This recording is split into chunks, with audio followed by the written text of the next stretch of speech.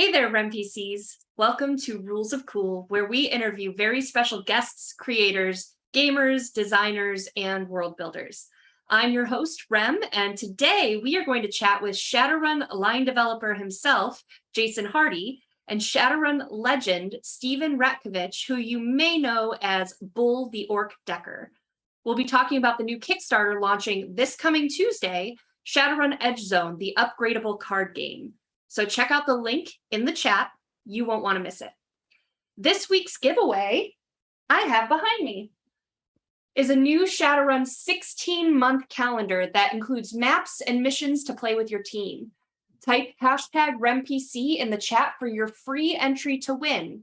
And for bonus entries, check out www.remalternis.com/nuyen and patreon.com/remalternis. Your support helps pay our cast and crew, so we greatly appreciate it. We have some news in the Rem Alternis world. First, the Gelatinous Cube Soap Kickstarter funded this week. We're already heading towards some great stretch goals, which include new colors and scents. I don't know about you, but I'm super excited for the black pudding one and the purple one. So head over to www.remalternis.com/soap to check it out. And second, don't forget to check out the Nocturne by Night Kickstarter, which is the villain supplement to Blood and Justice for Prowlers and Paragons. If you like superheroes, super villains, a gritty Gotham-esque setting, and a great rule set in your TTRPGs, you're not going to miss this one. Check it out. Link is in the chat. Now, let's get right into our conversation for this week. So stay tuned, RemPCs.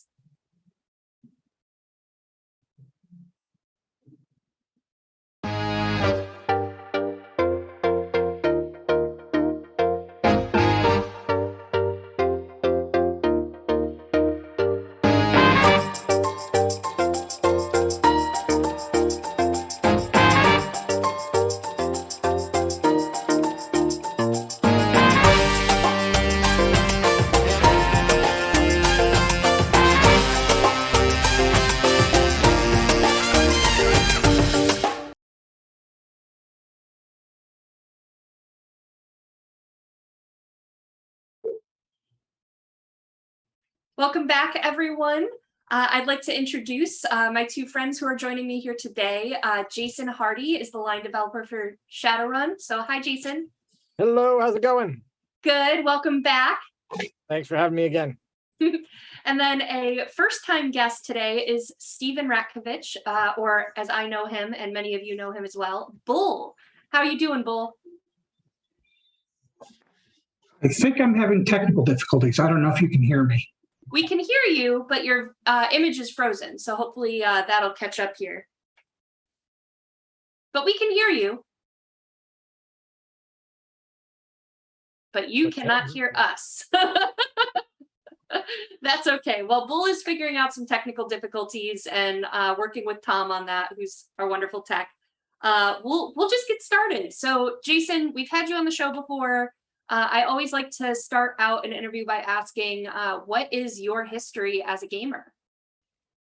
Goes way back, red box D&D, coloring in the numbers on the dice with the black crayon that was included, that sort of thing. Awesome. With, my friend Tom telling me there's this game where you can do like fighting monsters and just be a knight and kill them. And I was like, tell me about this game. So he did. And I played it with other friends. And then, this was pre-internet because I'm old. That's the point of this story right now is I'm old. So trying to find out about, games besides those issued by Parker Brothers and Milton Bradley, like Awful Green Things from Outer Space and all the other games are on the catalogs that came in the Dungeons and Dragons red box. So just always looking for games that were not typical and finding them and playing them my whole life. Awesome. So how did you get roped into Catalyst Game Labs and Shadowrun? Mainly because it's Randall Bill's fault. I got to know Randall Bills when he was working for FASA in Chicago. He was working for Battletech, and there was an opportunity for someone to write a novel for Crimson Skies. So I got tagged to do that. I wrote 2 novels for Crimson Skies. They never came out in English. FASA closed down. I had been asking to do a Shadowrun novel back then because I loved the property. And so then I pursued Shadowrun through multiple companies, wrote a novel for WizKids when they had it, and kept pursuing it until the time came that they were interviewing for a developer at Gen Con, and I threw my hat in the ring, and they foolishly decided to hire me. I love that you were your very first Shadowrun was to pursue Shadowrun. Yeah. John Helfers and I, who's currently our fiction editor, used to have annual Let's Save Shadowrun Fictions meeting at Gen Con, where we would first put our heads together about who we needed to talk to, who might publish the Shadowrun fiction, and then go talk to those people and urge them to make Shadowrun fiction happen, because we'd both written a novel for WizKids, and that was nowhere near enough. We wanted more. Yay! And now there's a whole line of fiction for Shadowrun, which is very exciting. And John's editing it, so our plans worked. It's weird. John and I planned something that worked. It's still kind of strange. I mean, awesome that it all played out, and here you are so far down the road later. So for our viewers who have never tuned into our Thursday night show, or heard about Shadowrun in any other way, what is Shadowrun? Shadowrun's a role-playing game where man and machine meet magic. It is set currently in the 2080s. When it first came out, it was set in the 2050s. That's how long it's been out. The time keeps advancing. But it's supposed to, not quite apocalyptic, but dystopian future, where disease and other things have ravaged the globe, but also magic has come back around 2012. And so you have all the trappings of fantasy, orcs and trolls and dragons and ghouls and vampires, and then all the trappings of a cyberpunk dystopia with your hackers and matrix to get into, holding all sorts of secrets, and you throw them all together into a big stew and play in that world. You play a Shadowrunner, someone who exists in the margins of society, doing whatever you can to exist and survive, and if you can make the world a little more fair, then great. And Shadowrun's been around for over 30 years now, right? Over 30 years. We had the 30th anniversary. So it's 33, I think, now. Oh, wow. Yeah. Wow, gosh, I can't believe 3 years has been gone since that t-shirt came out for 30 years. There was this whole thing that happened the past couple of years that kind of threw all of our sense of time off. I'll talk to you about it later. Oh, okay, thanks. I hope it's filled with dystopian elements. It is. Hooray! Oh, reality is sad. Bull, are you back with us? I believe I am. Sorry about that. Hooray, no worries at all. The first question I asked is, what is your history as a gamer? Yes. I started playing D&D in elementary school and just worked my way through an unknown number of RPGs over the years. Started playing Shadowrun a little bit in first edition, but second edition was when I really got into it, which is also when the Bull the Archdecker campaign started with our old DM, Stephen Tenner. And I've been doing Shadowrun ever since. I started doing stuff for FASA at conventions in the mid-90s, and now whoever gets the Shadowrun license sort of inherits me. Yeah. So you got to play back with Tinner, which is legendary. Unfortunately, he's no longer with us. But how might people know the Bull persona if they didn't play in your original game? Well, Target UCAS, I believe was the book. I won a contest on the old Shadowrun mailing list. Michael Mulvihill, who was the line developer at FASA at the time, he did like this little goofy little contest, and a handful of us won, and the prize is we got our handle put into a Shadowrun book. So Bull's first official Shadow Talk was in Target UCAS. That's awesome. I became friends with a number of the writers and eventually became a writer myself. So Bull sort of got used occasionally. He got phased out when they did 4th edition. They switched over to Jackpoint from the old Shadowland.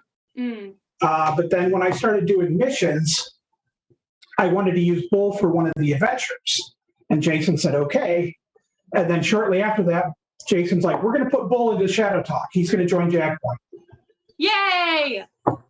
So he's one of the regulars that talks about the various subjects in Shadowrun. That's He's now awesome. an admin of Jackpoint, one of the triumvirate of admins. Ooh. Yes. And since we're talking about Tinner, I just want to show one of my favorite pictures. Let's see if we can get it close enough. So Tinner is right there. Whoops, I hit the wrong button. And he is running a game, and that's my That's baby. a baby. That's AC. My baby, darn these touch screens. That was him GMing a game for Felicia Day at Origins a number of years ago. We needed a good GM to run for her, and Tinner was the people's choice of the person who should do that. That's awesome. All right, we'll try one more time, and I'll try not to touch. There we go. That's great. So that's Tinner. Legends. Absolute legend. Awesome. So let's change gears into the reason we are all here. So I've got 2 boxes with me that just shipped out because we're going to do some play tests here for video and promotion. But what is Shadowrun Edgezone? Jason? Sure. So there was a trading card game, Shadowrun the trading card game, that came out in the 90s and, kind of capitalized on the wave of trading card games back in the time and put a Shadowrun spin on it. And you could play as someone gathering a team of Shadowrunners, sending them against obstacles, overcoming challenges, gearing them up, all that sort of thing. As is the way of such things, it fell out of print and wasn't available for a while. But then our brilliant and talented layout guy / design mastermind, Matt, was like, you know what we could do? We could probably put a new skin on the cards and reissue the game. And so people who have not had access to this game for a while would be able to play it, and people who never played it could play it. That would be a fun thing to do. And we said, yes, that would be a fun thing to do. But we should find someone who knows the game well to help us update it. Someone who could help look at the rules, someone who could help us think through everything. And the first name that came to mind, of course, when you're thinking of how can we work with stuff from Shadowrun's past and bring it to Shadowrun's present, was Bull. So we brought Bull in to do a lot of thinking and consulting and advising on how to update it and what rules needed tweaking and all that. So we've done all that work, and the game is done and ready and should go off to print any day now if it hasn't already. And we want to bring it to people. So we're using Kickstarter, so it will make it easy for people to get on, order it, and get it shipped to them without hassles. So already at the printers, which is great news for a Kickstarter. I am not sure it is, but it will be very soon. Awesome. Okay. So I know this is a question that I've seen on social media, so I want to bring it up. Is this a trading card game, a living card game, or an upgradable card game? It is a living card game and an upgradable card game. The difference there is that living card game is a trademark, I believe, of Fantasy Flight Games. So it is not a living card game. Right. It is a living card game. It is a living card game style. All of you Asmodee lawyers out in the audience, it's not that thing that would make you mad. Fair enough. So this is an upgradable card game. What does that mean, and what is the difference between a trading card game? Trading card games are random packed. That's like Magic, Yu-Gi-Oh, Pokemon. You buy a booster pack and you get a random allotment cards. Upgradable card games are card games where you buy the box and you get a full play set of all the cards that come in that particular set.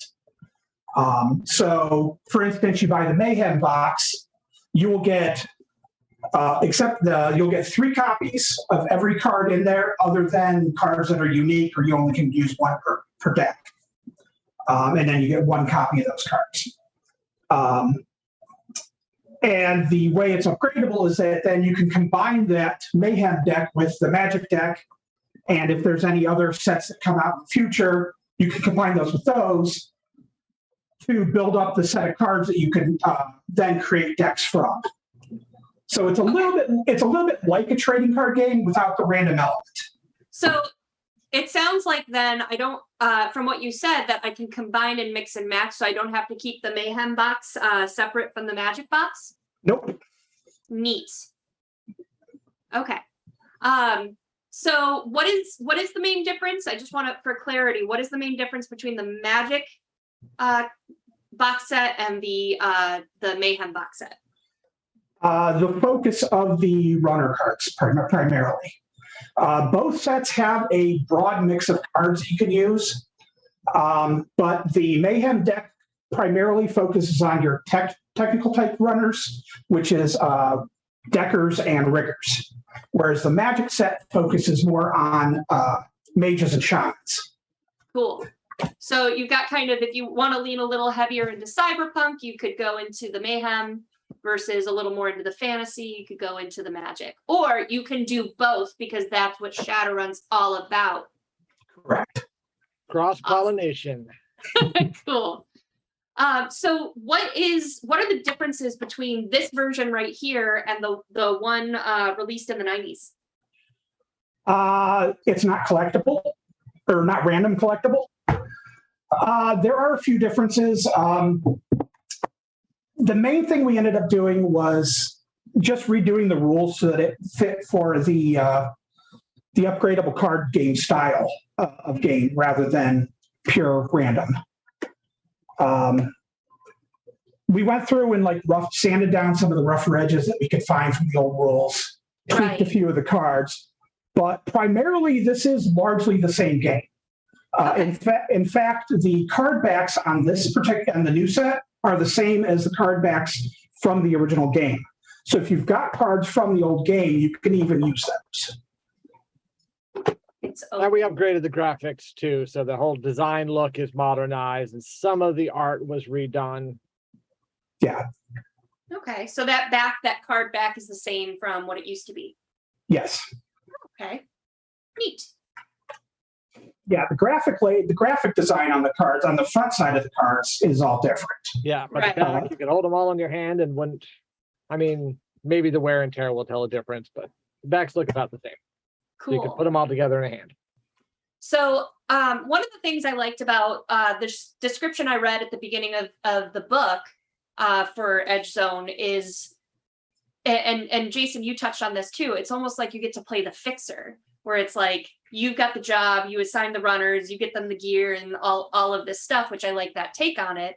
But kind of high level, because we're going to play it after Rules of Cool. But how do you play this game?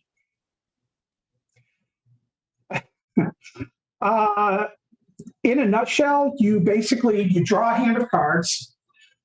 You will have your draw deck has all your runners, locations, contacts, gear, as well as challenges.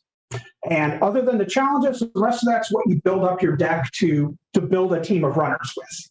Mm-hmm. You'll hire a street samurai, you'll equip him with a gun, maybe equip him with some cyberware, give him some allies, and then each player also has an objective deck. And the objective deck is worth reputation points. The objective cards are worth reputation points, and that's what you need to win the game. So every player will have a objective out, and then all the players get to play challenges on those objectives. Mm. And you have to send your runner team, and you have to defeat all of your opponent's challenges on whatever objective you're going against. Cool. And if you manage to do that, you get the points. And if you get the certain number of points, you win and you become king of the sprawl. So are the points in these little tokens that come in the box? Um, No, they're on the objective cards. Each objective card has a point value for your Oh, the value enough objective card point value to win. okay. I see. These are new yen. I've got some new yen tokens here. yeah, there's some new yen tokens, and then there's some miscellaneous tokens that you can use because the runners will take damage. And unlike, say, magic, the damage doesn't automatically clear at the end of your turn. Gotcha. So the damage can accumulate, and you have to heal your runners before they're able to operate at full capacity again. So you'll use those other tokens for things like damage or other markers throughout the game. Cool. I'll show more of that when we're playing and I'm closer to the camera than I am right now, because right now it's a little hard to see. So what are some of the like the little Easter eggs that fans might recognize and get excited about? Like any runners they might recognize, gear that's super cool, spells that we all know and love? Oh, definitely. There's a one of the runner types of runner cards are called prime runners. And the prime runners are your more high-powered runners, and these are the legends of Shadowrun. And these runners, besides having a hiring cost, they also have an upkeep cost that you have to pay every turn because they cost money to keep on retainer. And among those, there are cards like Mario Mercurial's in there, Jack Skater, Ghost Who Walks, Dodger, Fast Jack. So there's a fair number of those in there. For location cards, there are a handful of the big corp cards. So there's an as Technology, Renraku, some of them. Cool. There's a handful. Some of the newer runners came into like Winterhawk, who was created a ways back by Rat, is in there. Koi Dog, created by Russell Zimmerman, is in there. So we got a good range. Awesome. Now, what about your favorite piece of gear that's included? Whether it's or a cybernetic enhancement, a drone, what is your favorite like item or upgrade? Well, for me, it's got to be the Panther Assault Cannon. The Panther? Neat. That does some big damage. Big bang bang. Yeah, big bang bang. How about you, Jason? Well, there's a lot of the classic stuff, your Dock Wagon contract, but I'm always fond of the oddities like the Lucky Wabbit's Foot. Yeah, that checks out. That's a little special effect just because you happen to have the right little artifact. That's awesome. Cool. Now, what about art? Do you have a personal favorite card art of the game? That's a tough one. That really is. I hate to have to pick and choose from the art. It's a hard one. Think about one of my favorite new ones or something. Because I mean, a lot of the art is some of the classic art from Mike Lobenstein and all, or Jeff Lobenstein. Sorry. So you've got just a lot of that classic Shadowrun feel, and I don't want to take away from that. But let me look. Let me see if I can find one that I really like. I think my favorite would have to be what's the name of that card? Brain's blanking. I know the feeling. Moonlighting. It's a card called Moonlighting. Basically, you can send a runner to work at a fast food joint for a little bit of money. Give yourself a little extra credit to spend for the turn. And the card art on there is by Jeff Lobenstein, who's one of my favorite artists. Awesome. And it's got some really classic art. It basically shows this troll working at fast food place called Captain Beef. Captain Beef. Captain Beef? Oh, that's funny. Jason?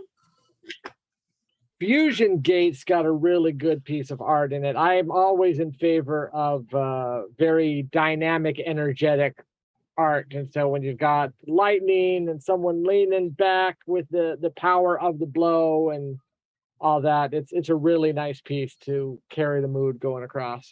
Awesome. Fusion. That's not a new one. I said I was going to highlight a new one. That one's not a new one. So we'll hopefully see some of these cards appear when we do the playthrough later tonight. So I know that has already this hasn't even come to Kickstarter, and one of the questions that's already been asked on social media: are there any expansions planned? Planned? I've got ideas if it does well enough, and they'll let me do them. I could crank out cards for this thing till next millennia. Yeah, I guess I should qualify my no, saying that yes, if Bull and Matt had their way, I'm sure there would be lots of things. But at the moment, this is just, we want to see how this does. We want to get it out there, and we want to get people playing the game and having fun. If the demand is such that people are knocking down our door saying we really need an expansion so we can have more cards, then we'll look at it. But right now, this isn't like the launch of a whole new line that we're looking to do. This is just a chance to get people to play Shadowrun in one of the many ways that people play games, and we'd like you to be able to play however you can. So just a chance to get the game out there in this form. We're not immediately planning any expansions. We'll cross that bridge later. So let's make sure that the Kickstarter does like 10 times better than they're even expecting, and we can have more expansions. That will be a strong message, yes. Awesome. Now, is there anything else being planned? What's next for Shadowrun and or Catalyst? Oh, all the things. So Shadowrun still got lots of stuff going on. The Matrix book, Hack and Slash, is going to hit stores next month. I was hoping it would hit stores this month, but remember that like dystopian stuff we were talking about? Some of it affected shipping. Oh no. So shipping and production gets a little slower than we wanted sometimes, but I'm told that it will be in the warehouse in time for it to hit stores in mid-October. Cool. So that will be coming out. Right behind that is a book that we had at Gen Con called Shadowcast, which was a lot of fun because it's different archetypes kind of off the beaten path of your normal street samurai and combat mage and all. So looking at different ways to use Shadowrun abilities as a Shadowrunner. And so it takes 20 of them, talks about how a person of this type might have gotten into the shadows, gives advice on building a character of this type and how to play them in the shadows. So it really broadens just how you can play Shadowrun and gets you outside of kind of the basics. The augmentation book is being written. That will be called Body Shop. Ooh. So the writers are hard at work on that. And there's another one I'm excited about, and I'm not mentioning everything because there's so much. But just because this is I'm reviewing proposals for this next week. So this is the first time anyone outside of the freelancer pool has heard about this book. So get excited. Yay! I'm excited. Tell me. It's a book called Shoot Straight.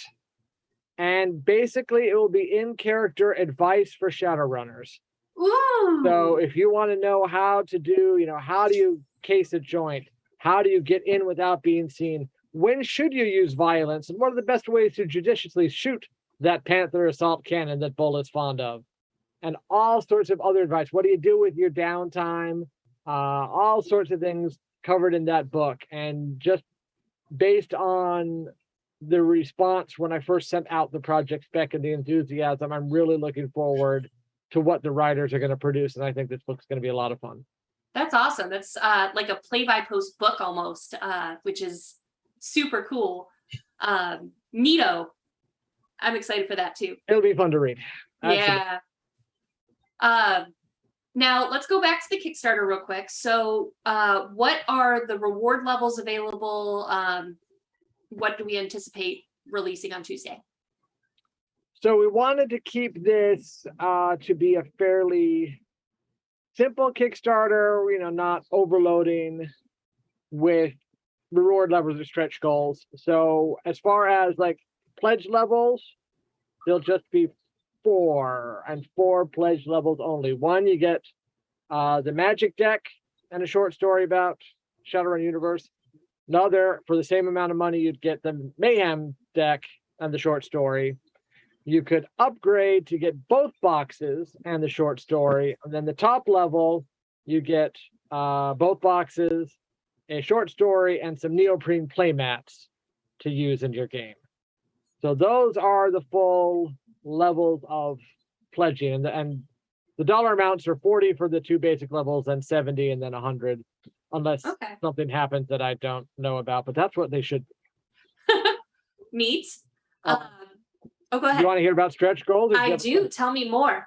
I will tell you more about stretch goals. So there's a certain basic size of each deck, but we can increase them with stretch goals. So the first stretch goal is 5 more cards in the Magic deck, and then get to another stretch goal, you'll get 5 more cards in the Mayhem deck. So eventually the stretch goals, if I remember correctly, could add as many as 15 extra cards to each deck. And then interwoven between those goals, there's a coin that you could get, a special promo coin, not exactly like, this coin, but not entirely unlike this coin either. We'll be having the special design just for this Kickstarter, but by the same people that made this cool coin. Cool. Then we could upgrade from a single short story to a novella written by the aforementioned John Helfers.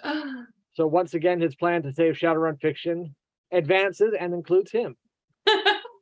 But if you want more than just a novella, a stretch goal beyond that could be a whole short story anthology. Mm-hmm. And so there's a fine group of writers tabbed to write for that, and also me. A higher stretch goal would be a poster, because who doesn't want a good Shadowrun poster on their wall? It's and true. Then card cases beyond that. So if you want to have a little case for your deck, then we'll have that. So those are the stretch goals. Oh, I forgot that the anthology also comes with sleeves. Awesome. So that stretch goal is a double one. You get not only the short story anthology, but 100 sleeves for these cards. Cool. Well, it sounds like a lot of cool stuff. I always like more fiction. I'm literally looking at Elfin Black on my table right now that I need to finish. So always looking for more fiction. So we talked about reward levels. We talked about stretch goals. How long is this Kickstarter going to be? Short, but I forget what we landed on. Was it 2 2 weeks? I don't know. 2 weeks, I think. I don't know. I love it because I get to, I'm managing the Kickstarter for the audience at home. So I'm asking questions that I know most of the answers to here. But Hold on. Look over at Sarah. Line? What? Yeah. Why don't we ask our Kickstarter guru? Off camera. What was that? 2 weeks. Good job, App Common Assistant. Well done. Awesome. So we're starting to get close to the 45-minute mark, and I want to make sure that we have time to get prepped for the actual play of the trading card game.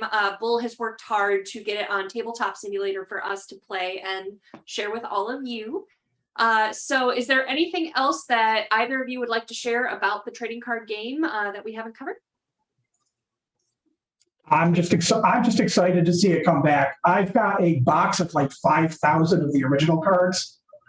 So I've loved the game forever. So I'm really glad to see it coming back in some form and hoping to be able to play some new games with folks. Awesome. Is that kind of reminds me of a question. Is there going to be any organized play for this, like at conventions or online? Maybe. I mean, I'm sure we'll have some at the summer conventions next year. Beyond that, that's a good question. We're still working on our organized play capacity. We do, of course, have the demo team, So you can always look for events that the Catalyst demo team is running. But how far beyond that it will go, I don't know. Cool. Okay. And what about you, Jason? What would you like to share? Bull's energy for this game kind of shows some of the reason I'm excited about it, that he has such affection for this game years after it's been available. And I know that there are others who share that affection. And there's a good reason to have that affection for this game, because it really manages to combine a lot of quality Shadowrun elements into a card game that's a little simpler maybe than the role-playing game. So if you want to get the Shadowrun experience of gathering a team of runners together, looking at all the awesome cyberpunk cross with fantasy art, using spells, shooting guns, hacking the matrix, doing all the cool Shadowrun things in a little more streamlined package, this is a great way to do that. So especially if you like building a deck so that you can have exactly the deck of runners that you want and then taking it into play and seeing how you do against others, this will give you the Shadowrun experience in that gameplay form, and it's a lot of fun. So I just like people to have fun playing Shadowrun. That's all I want. That's all I want in life. Where can we find other Shadowrun for anyone just getting into it who's like, yeah, trading card game sounds fun, but like where can I find all of the RPG stuff and all of this fiction they keep talking about and anything else that's Shadowrun related? Where do they go? Be at shadowrun6thworld.com. At the website, you can link to our forums there and find out information there. The Shadowrun Facebook page is a good resource. And also, of course, the Catalyst Game Labs Twitter account carries Shadowrun news too. But I always post stuff to shadowrun6thworld.com. So that's got a lot of resources and links to the Catalyst store and information on all sorts of Shadowrun books. Awesome. And games and fun. Cool. Where can our viewers find and follow both of you to learn what you're working on and what's coming? Don't just leave it alone. No. Wait, that's not how social media works? Oh, I'm sorry. Nobody wants that. No. Jason M. Hardy on Twitter, Jason M. Hardy Writer on Facebook. I have a blog, but I barely ever update it, so forget that. I update the Twitter and the Facebook page a lot more often than the blog, so we won't mention the blog right now. But I also put a lot of stuff on those Shadowrun pages, so if you want to see what I'm doing, just look at the Shadowrun pages, and you'll catch a good margin of it. But I will have a story coming up in a book called 99 Fleeting Fantasies, so that will be different. So watch the Jason Hardy Writer page for that. Cool. Awesome. Always. Oh, we knew it was coming. It was later than we expected, but the AC visit is here. Good to see you. No sticking your face in. All right, we're going to let Bull talk now. I'm waving at AC, but you can't see me because I don't have my camera on. Say hi to I Bull. miss you. Hi, Bo. Hi, AC. All right, Bull, where can we find you doing stuff? Nowhere. I'm a slacker. All right. I don't update it nearly as often as I probably should, but Bull Orc Decker is my Twitter handle. And I pretty much only post there when I've got stuff to blather about. I've been posting a lot about this game there. Cool. Yeah, you're a cheerleader for leading up to this Kickstarter, and it's great. My Twitter mentions have exploded, by which I mean I get 2 a day. Excellent.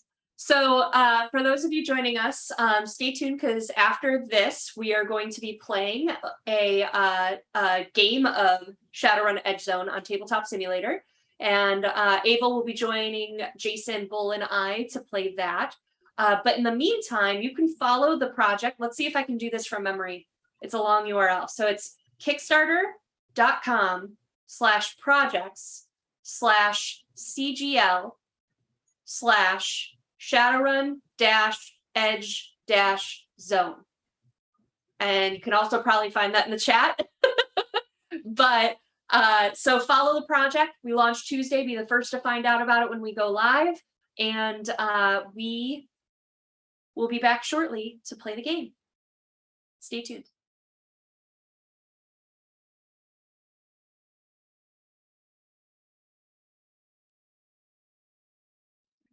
The year is 2080, and the world has only gotten meaner. Most survive by selling their souls to the megacorps, slaving away for their entire lives to stay safe and fed. Others are outcasts, forced to survive by running the shadows, picking up jobs in Nuyen as they come. And someone needs to supply those jobs. Welcome to Shadowrun Edgezone, the upgradable card game. Your goal is to earn enough reputation points to crown yourself the best fixer in the sprawl. Build a network of runners and contacts, help your runners shine with new gear and powers, and help shape the law of the shadows. Tune in to the next one-shot show featuring Shadowrun Edgezone coming up next. And don't forget that we have a wonderful giveaway of the new Shadowrun 16-month calendar that includes, which I have right here, which includes maps and missions to play with your team. So thank you so much to Catalyst Game Labs for donating such a great prize. And you can enter to win by typing #RemPC in the chat for your free entry. You can get additional entries to win by going to our donation page at www.remalternis.com/Nuyen or to our Patreon at patreon.com/remalternis. That gets you an extra entry every single week. So thank you again for those donations. They help us to pay our cast and crew and keep producing content. And our biggest donors can have a message read at the end of the episode by the player of their choice. So check it out. Did you know we have more shows like Shadowrun Emerald Glitch on our Twitch channel? We stream 5 to 6 days a week over on twitch.tv/masterofrem, including the Dresden Files RPG, Shadowrun 5th edition, Shadowrun 6th edition, Steampunk Fantasy D&D, and more. So check us out and give us a follow. Thank you all for joining. And next week, we will have accomplished TTRPG and fiction writer Brian C.P. Steele to talk about his work and upcoming projects. So we'll see you next time, RemPCs.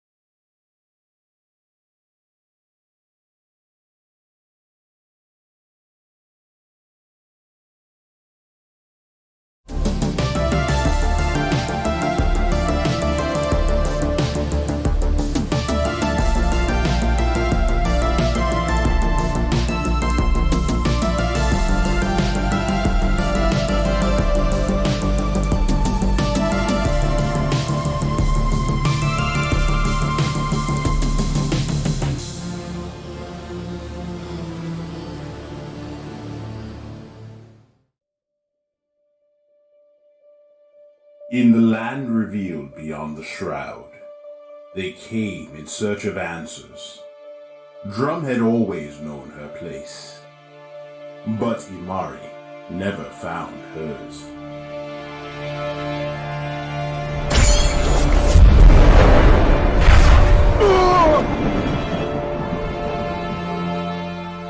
What stories rest in this arcane book? What tales can be spun? Who covets its mystic pages?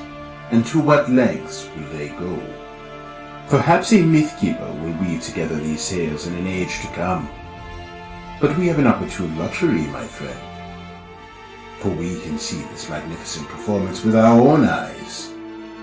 Just have your tickets ready. Cottlesworth's Clockwork Circus, Issue 2. It's time to start the show.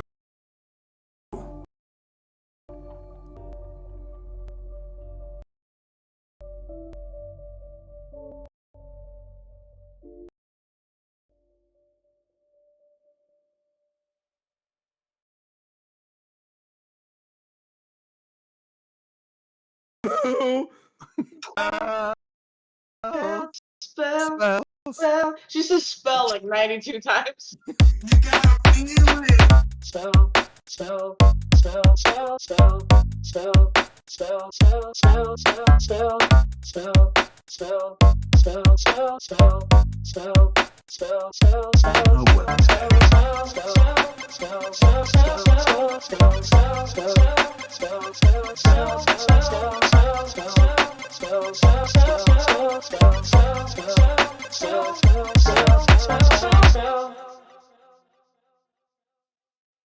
Ready to level up your cosplay game? Check out the Geek Forge on Etsy. With a variety of props to give your photos that extra spark, you'll find just what you need. Hold magical fire in the palm of your hand, or take a potion to restore your mana. With a large variety of colors, you can choose your own magical flavor for your cosplay. Bring drama to your photo shoots with these vibrant props and more, all available at the Geek Forge. Are you ready to level up your cosplay?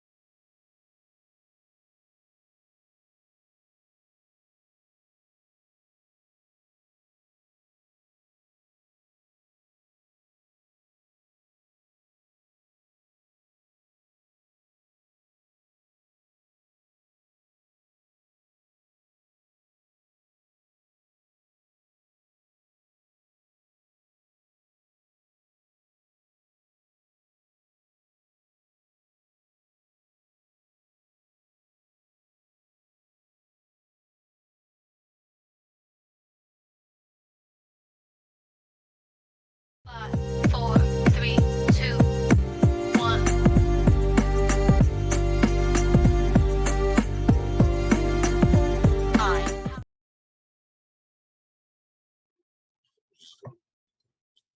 Hi, everyone. Welcome to the one-shot show, Edgezone, or Shadowrun Emerald Glitch. That's EG, and then we have EZ. There's so many initials. Shadowrun Emerald Glitch will be back next week, but we've got a special treat for our one-shot show tonight. We're going to be playing the new Shadowrun upgradable card game, Edgezone, which is launching on Kickstarter this Tuesday.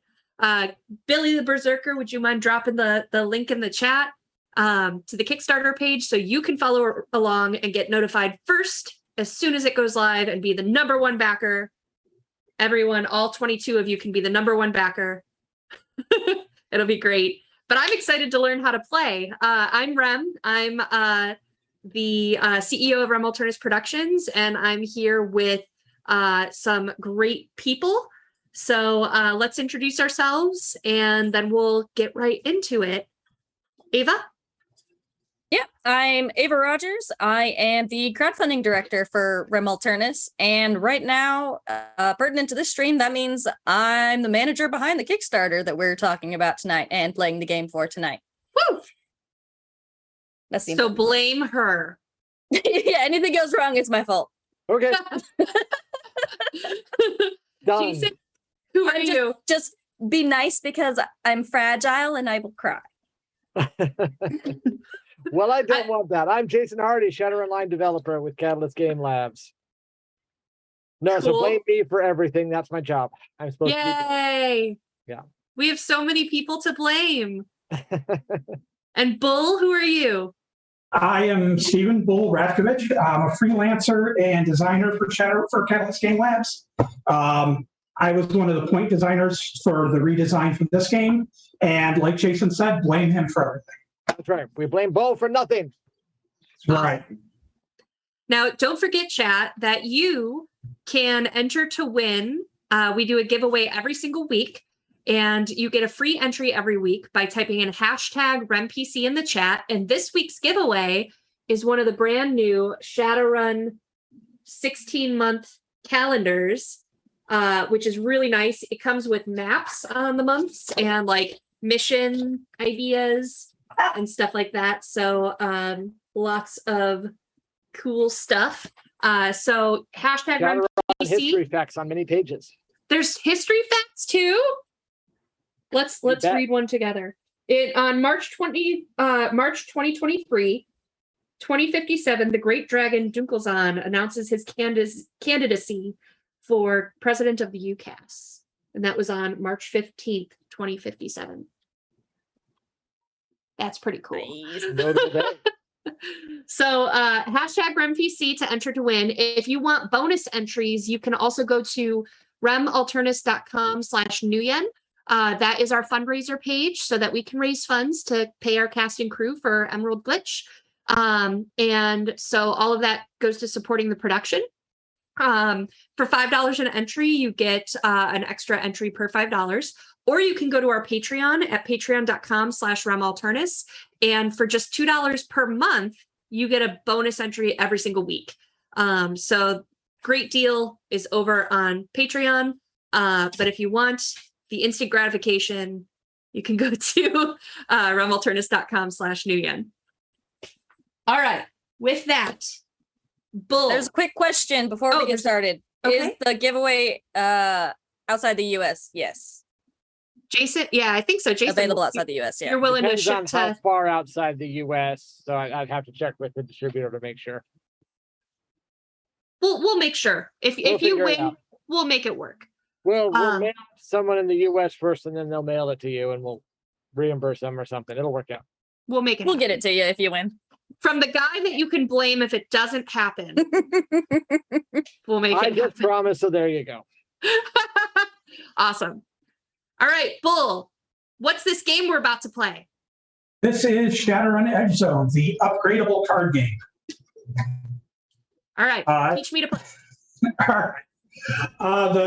The idea behind Shadowrun Edgezone is that each of the players represents a fixer who is trying to become the best known fixer in the sprawl. To do that, you will use your deck of cards to build a team of Shadowrunners, equip them, recruit contacts, make contact with locations, such like that. And then you'll be sending your runners out against these objective cards. So these orange cards in the middle. And each of these is worth reputation points. And at the end of the game, whoever's got the most reputation points wins. At the beginning of the game, you set the number of reputation points that you're playing to.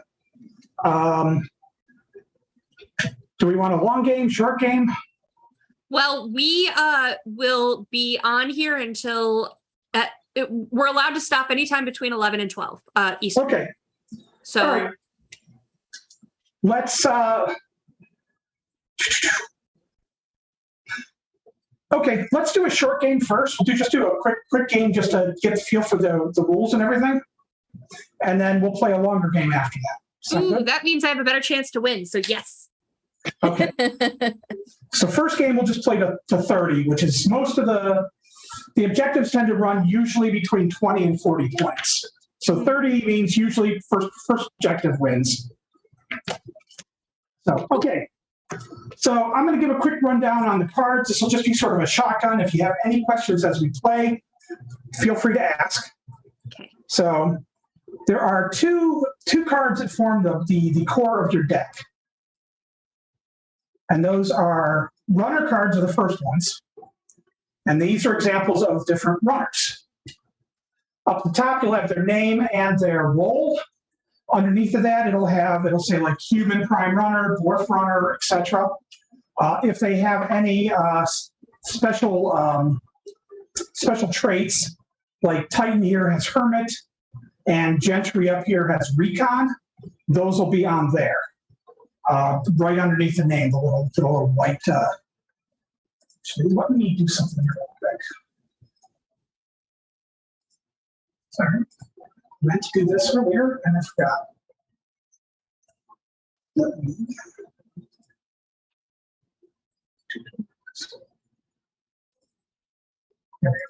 Because I just realized, no, you can all see where I'm pointing. I can see your hand. Okay, well, this will be a little easier. Yeah, right underneath here, it'll show the, like I said, any traits and any keywords. The blue number with the new student symbol is the cost. Some cards have a cost with a slash and a second number. Those cards require upkeep every turn. So the cost is just a one-time thing. The upkeep you have to pay every turn, otherwise you have to discard the card. You have to trash it. Underneath that will be any skills that the card has. And the skills are used for a variety of different things. Some skills, like this green skill here, the lightning bolt, that's sorcery, has a number 2. That means they have 2 points in that skill. Oh. Down at the bottom right of the card, there's 2 numbers, and sometimes there's 2 numbers with an A in parentheses after it. The first number is their attack value. Second number is their toughness. It's how much damage they deal and how much damage they can take before they die. And then if they've got an A and a number, that's their armor value. Armor soaks any incoming damage. And then finally, there'll be there's a box that'll have some text. Sometimes it's just flavor text. If it's in italics, it's just flavor text. Otherwise, it'll have special rules for that runner that they do, things that they do. All right. The second major type of card that will go in the deck, cards, the decks are a minimum of 60 cards. And usually when I build decks, I try to go close to 20 runners, and I try to go close to 20 of these cards. You got a lot of, okay, I got a few more than I expected here. I pulled a lot of these out. All right, these are challenges. The challenges are what you're going to play on the objectives to make it harder for your opponent, to make it difficult for your opponents to successfully run on those objectives. So you'll place these face down around each objective that's on the board, protecting not only your own objective, but other players' objectives. Because you can send your Shadowrunners at any objective on the board, and every player will have one out at a time. So you can send them at anyone on the board, and you have to face all of your opponent's objectives, but you usually don't have to face your own objectives. And if I'm going too fast, just tell me to slow down. You're doing great. So anyways, up at the top, it'll have the name of the runner, or name of the challenge. And then below it, it'll say challenge, and it'll say a type of challenge. That's a keyword, and the keyword's affected by different things. Like, for example, this elite security march is an indoor challenge, indoor and personnel. So some objectives may not allow for indoor or outdoor challenges, and some cards may let you do things to personnel challenges, stuff like that. And then they also have, some of the cards also have skill icons on them.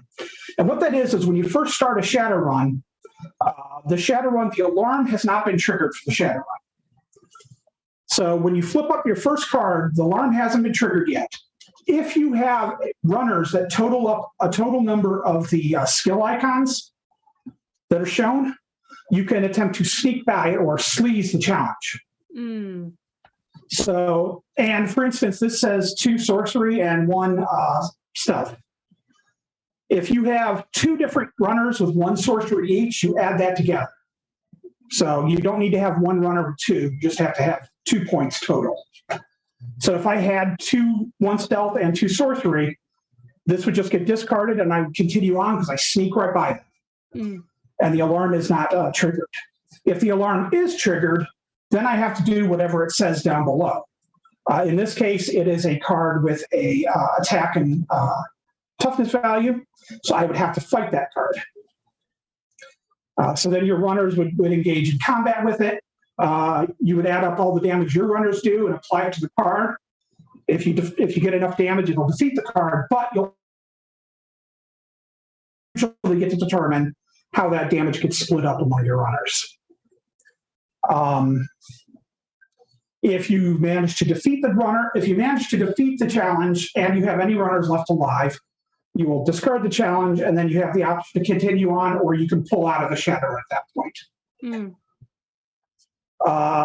And you'll see some cards don't have, they'll have the skill icons, but don't have a power and an attack and toughness. That's because they just have a special event that'll happen if they're triggered. And some don't have a skill icon at all, which means those will be a die roll or they're just automatically triggered.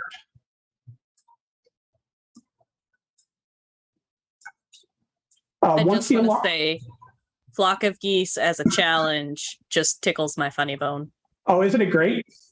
It's amazing. So once the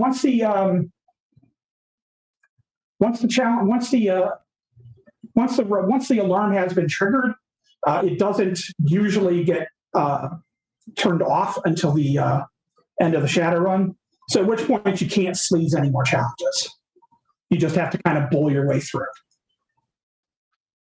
Next type of cards are gear. And these you'll play on your Shadowrunners. And the gear's got all kinds of different, there's weapons, and that'll add to their power. There are vehicles, there are cyberware. And you'll see the cyberware has an essence cost to it. Runners can have up to 6 points of cyberware of essence loss. You can't go above that normally. The other thing is that mages and shaman cards cannot use unless they are a burnt out mage. Burnout mages can use cyberware as well. And there's all kinds of different gear, and they just do whatever the card says. And again, they have a cost. And most of it's common sense as to how things go. Generally, you can only use 1 weapon at a time. Otherwise. All right, these blue cards are matrix cards. Matrix cards can only be used by deckers, and they need to have, if you look at this card here, which is much smaller because I didn't blow it up. He has a green decking icon. So generally you have to have the decking icon to use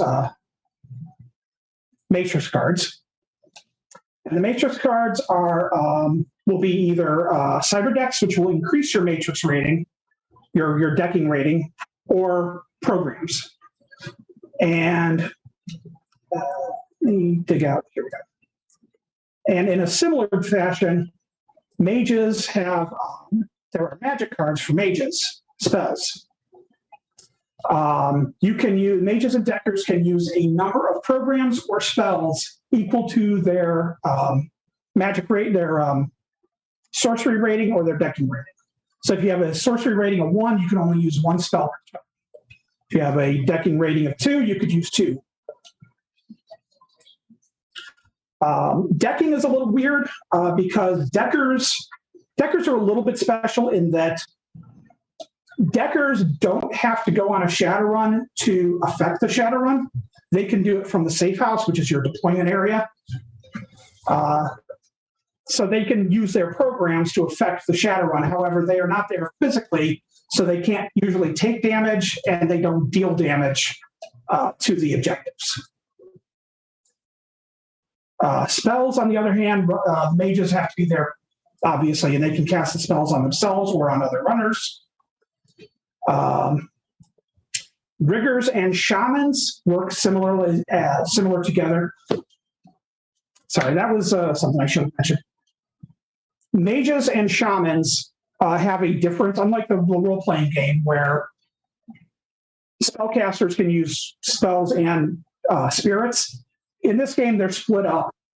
Mages have sorcery and they can cast spells. Shamans have conjuring and they can use spirits. Okay. Cool. And the way and they can activate a number of spirits or drones equal to their piloting or their conjuring rating. And those will last throughout the Shadowrun or until they're destroyed. They basically are active until the end of the turn. Most of the time they have they have an attack and a toughness rating, just like runners do. If you're using a drone or you're using a spirit, though, you do not use your, you don't use the rigger or the shaman's attack value. You use the drone or spirit's attack value instead. So basically they use their drones and spirits instead of attacking themselves.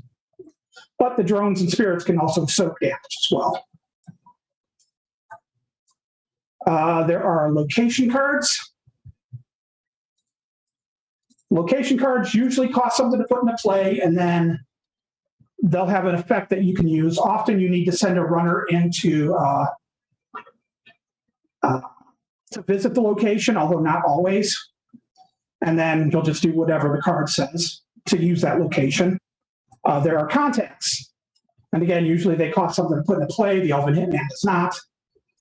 And then the contacts will just do whatever they say on them. And then finally, you have specials. Special cards come in 2 flavors. You have regular specials and you have stingers. Stingers are identified by this little exclamation point. Regular specials can only be used on your turn. Stingers can be used usually at any time or whenever it says. So, and these are cards that are used to affect some sort of special event happens that either affects your runners or your opponent's runners. So like Reawakened, you can possibly bring back an Awakened challenge from your trash and put it in your hand. Green Apple Quick Steps lets you send a runner back to the safe house immediately. So you'd use that on your opponent's turn if they've got, a really skilled runner that you don't want going in, you can send that runner home. By feeding him bad Taco Temple. Yep. That was the text on it. I love it so much. And then finally, you'll notice down in your little tray area, you've got 2 decks. You've got your play deck, and then you've got your objective deck. The objective deck is separate. And the reason is because you always put an objective into play if you don't have one out yet. So those are separate. The objectives, like I said, they have their title, They say they're an objective. They have their reputation value, and then they have whatever the special tourism is. So, like for instance, this says no outdoor challenges. So any outdoor challenges that you flip over would be immediately discarded, or you just can't play them on there.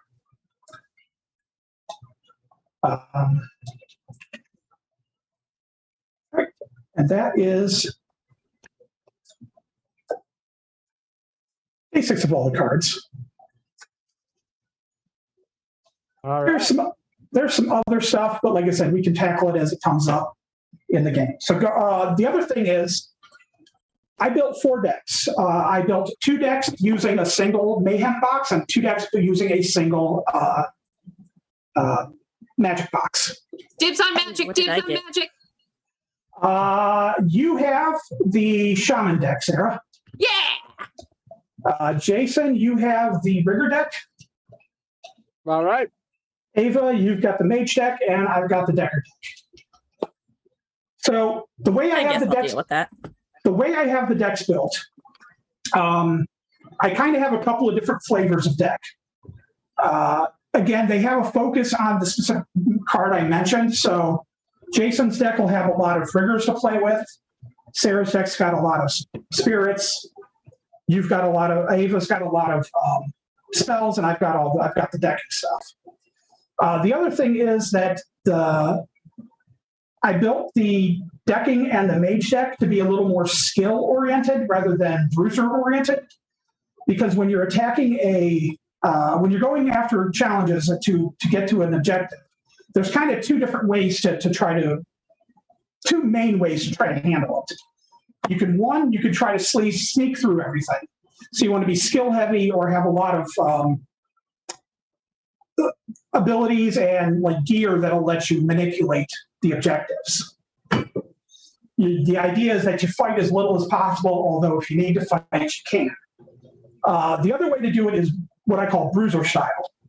And that's a good way. Shamans and Riggers are good for that because the spirits and drones don't have skills, but they can usually dish out a decent amount of damage. They can take a decent amount of damage.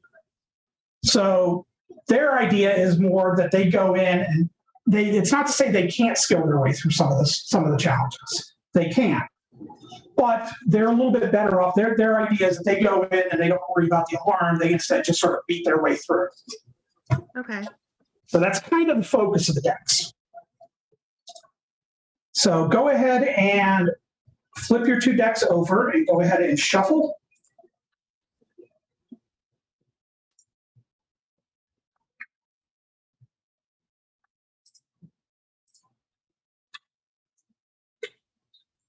Okay. And then you'll also see down here, besides having some dice, you have a counter for your new yen. You have a counter to keep track of your rep. There's a stack of damage tokens so that you can play them on your runners to keep track of damage. And then you've got the reference card here. One side of the reference card has your skill icons and a real brief definition of what the various special traits do. And then the other side of it tells you the sequence of play for the turn. Oh, Jason, I just realized the one side of the sequence of play still says Shadowrun TCG. All right. Send a note to Matt. All right. I just caught that. All right. Bull, I've got some Good of to the know tokens now. here that come in the box if we want to show those off. What's that? I have some of the tokens here that come in the game Yes, if we want to show those off. So these are Nguyen sure. tokens. So I've got 1, I've got 5. And then they also come with, you said, I think these are damage tokens. Possibly. Damage or whatever else you need to mark. There should be 2 other tokens. One's a damage token, and I think one's just a generic S logo. Damage, I've got 1s and I've got 3s. Yes, those are the damage tokens. Cool. And then they got little skulls on them. I like the cracks in the skulls. And then let me get a different. Here we go. And then the little Shadowrun S just to mark whatever else you want to. Yeah. Yeah, those are just used as reference tokens whenever you need to mark something or keep track of something. Cool. And does the box come with these cheat cards, the skill icons and the sequence of play? Yes. It should come with at least one of those. I don't remember exactly if we put more than one per box or not. Okay. I will find them eventually. I have this many cards to go through, so just a small number of cards. it's gonna be busy. Yeah, well, since yours is a POD, it might not have gotten those. I'm not sure. That's fine. Yeah, I mean, it was just a playtest one, so Right. okay. The other thing I didn't mention was that when you engage in combat and your runners take damage, your runners don't automatically heal at the end of the turn. Instead, during your turn, you basically have to, you'll unturn all your runners during the refresh phase, and then if you've got runners that are damaged, you would then turn the runner to heal for the turn. There are also occasionally some other cards that will let you heal, and riggers and shamans have to turn to heal one of their drones or spirits. So they basically have to spend a turn either fixing their drone or resummoning the spirit back up to full health. Okay. So, all right. So you've shuffled. So,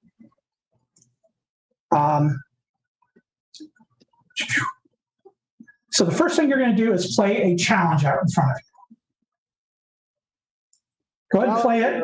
Oh, okay. And then play it face down and make sure to turn it sideways so that it's. Wait, say that again. What? Take one of your objective cards. Sorry, not challenge. Take an objective card and place it face down out on the table, kind of in front of you somewhere. Okay. You'll want to give enough space because what's going to happen is we're going to be placing challenges kind of like this around each of the objectives. Okay. And we'll do it. And we do it this way so that we know this corner here. This corner here is Sarah's challenge, and this corner here is Jason's challenge. And that's how we'll place those down. So you want to make sure you have enough room there, but you also want to make sure you have enough room for your safe house player as well. So I'm going to move that a bit. We can move them around as necessary. It's not a big deal. But those will get placed face down just on turn one. Let me get my deck fixed. So the first thing you do is objective phase. If there's not an objective out, you'll place one out face down. If an objective is already out, then you'll turn it face up. So you can't run on an objective until it's face up. So it gives everybody a turn to get some challenges down on the card. So now the second thing you're going to do, this is something else we need to fix too, Jason. I forgot that Matt just swiped the card from the original ones. This says add 4 new yen to your credit stick. You add 5 to start with. So go ahead and add 5 new yen to your credit stick, which will be the new yen tracker. And then draw 7 cards.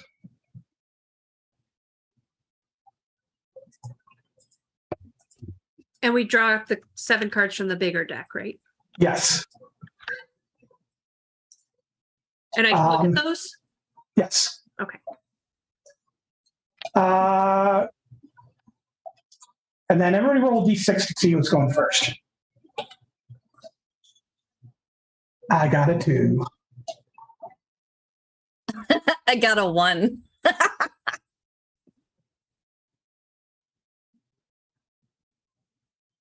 4, 5. Jaden. All right, Jason. Do you want to kick us off? Yes, I do. All right, so the third phase is refresh phase. You would unturn all of your cards, and then you draw 1 card. So you'll draw 1 more. Jason? Yep, drawn it. And then, Just swooping over what I got. all right, hold on. I screwed something up already because my brain is slightly Swiss cheese. You start with 5 new yen before the game starts. In phase 2, you'll add 5 more. So you start with 10. Oh, Well, Jason's got 10. We've got 5 at the moment. okay. We start our turn with By adding 5. Okay. Yeah, we start our turn. On the cred stick phase, what you do is you either add new yen or you draw up to a hand of 7 cards. So it's draw cards or get new yen. You always get 1 card a turn. But if, say, you're down to only 2 cards in your hand and you want to refill, you might not take new yen this turn. Instead, you'll grab cards. Mm. So there's a little bit of a resource management aspect to it. All right, so then there is legwork phase. And there's legwork phase, which is when you pretty much play cards. All right. And I can play as many as I want, right? As many as you can afford. Jason, why do your cards face up? Because I want to look at them. You can pull them into your hand. Yeah. Yeah. That's what y'all done. Hold on. I'll do it. I'll get them down. I mean, you can play. Or throw them off the table. That's right. This is some weird strategy to intimidate us by. Or I haven't used Tabletop Simulator in a while. I'm so not threatened by you. I'm going to show you all of my cards and then Right. throw them at you. I so don't remember how to use it, but that's what I'm going to do. If you select the cards and then if you right click, there's an option to draw. That'll put the card in your hand automatically. And then you can see them, but we Yeah, but it can't. keeps putting it over my new yen. Yeah, they do cover the trackers. Yeah. Now, that is true. So that's why I needed to move them so that I could add my new yen that you said I get. All right, well, So I Don't- wasn't totally crazy. Everyone leave me alone. tell you what. I'll fix it for you. You just keep taking your turn. Anyway. So you want a runner out there, especially because the one I have does not have upkeep. So we'll get Thrash out there. Thrash is a great card because Thrash is a rocker. And Thrash has a trait called Fame. Fame means that any turn during your cred stick phase, if you earn new yen instead of drawing cards, you'll get 1 extra for every point of fame you have. So the rockers are there to generate income for you. Gotta love passive income. And then the challenges go face up or face down. Challenges go face down. So if I move it out, there's going to be face up. So Press F to flip it. there we go. All right. So we'll put a little challenge there. Actually, I want that challenge. There. That's where I want that one. And then challenge here. Why are you giving me your challenges? Because I'm Well, it giving gave me everyone the first one. challenges. And that was your turn. See, there's a challenge there too. Oh, for a 4-player game, there is a limit of 1 challenge. You can only play 1 challenge per objective. Each player can play 1 challenge per objective. In a 2-player game, it's 3 challenges. In a 3-player game, it's 2 challenges. And in a 4-player game or more, it's 1 challenge. And then where am I putting the gear? Well, it would need to be if you're playing it. It generally needs to be assigned to a runner. Right. So I'm assigning that one to Thrash. Thrash needs a Yeah. weapon. Yes. So a little Aries Predator for Thrash. Because nothing's better than a rocker with a large pistol. If you get another runner out that you want to have the pistol instead, during your legwork phase, you can tap Thrash and the other runner to trade gear. The only gear you cannot trade is Cyber. So I think those are all the ones I want to play at this juncture. So I'm not resolving a Shadowrun. I don't have to discard because my hand is well under 7. So I declare my turn finished. You can also optionally during the last phase there, if you want to flush a few cards so you can draw more, like if you have some cards you're not going to be able to use, you can discard at the end of your turn as well. You can discard down as many as you want. Good to know, but not needed right now. Figured.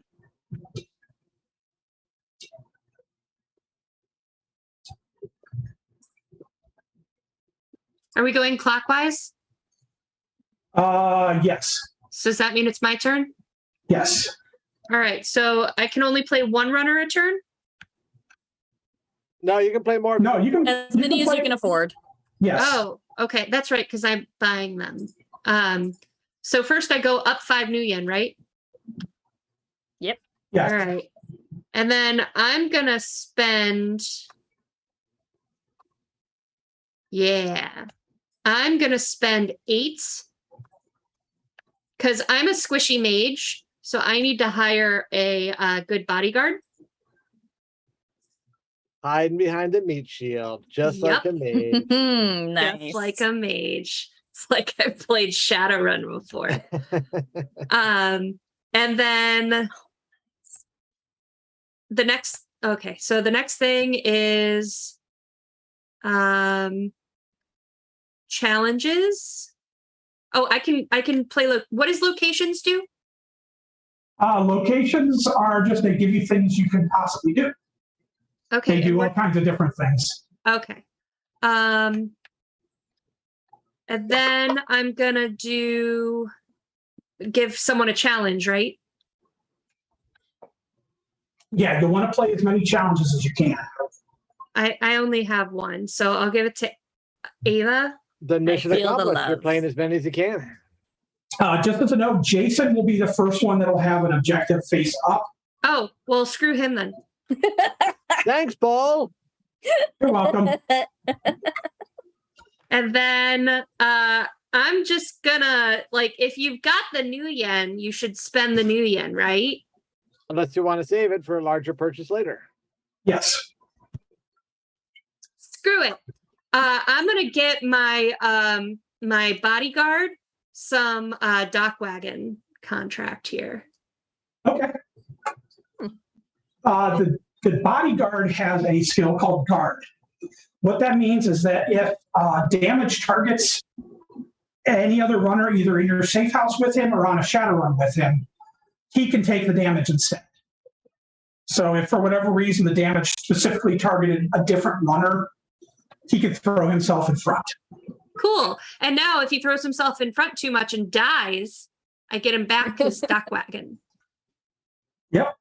He beefy. Good job, Knuckles. And I think that is the end of my turn. All right, that makes it me. So I'm going to take my 5 new yen. And Oh, I didn't draw. Powers. Thank you, Powers. Powers in chat told me to draw. What am I supposed to draw? You draw 1 card during your during the refresh phase. Okay. Yep. Thank you. For the You first got few my- turns, it's useful to kind of just follow the sequence of play card. Make sure you're hitting all the buttons. okay. So I've taken my 5 new yen. Draw a card. And I'm going to play. He's a bit pricey.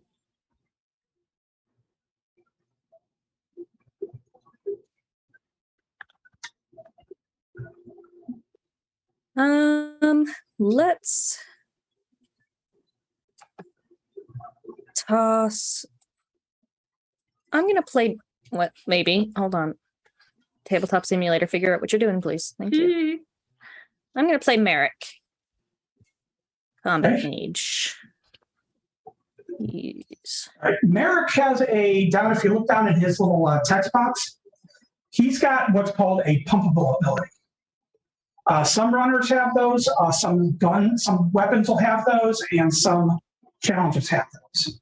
Basically what that means is that the owner of that card can pay that amount of yen to pump up the card by that amount. And unless it says otherwise, you can do it repeatedly.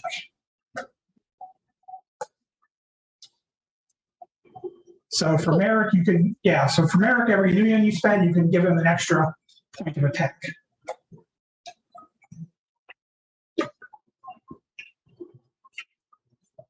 All right. And then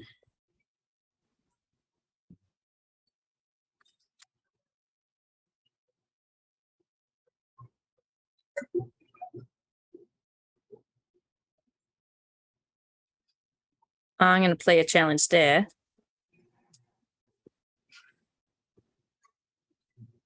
How do the magic cards work, the spells? Spells have to be played. They're gear cards, and they're played on a mage. Okay, and then they're like triggered during the course of a run? Yeah, you can use them at any time. You can use a number of spells per runner equal to their sorcery ability. Right. So Okay. So you just use them whenever it's appropriate. Okay.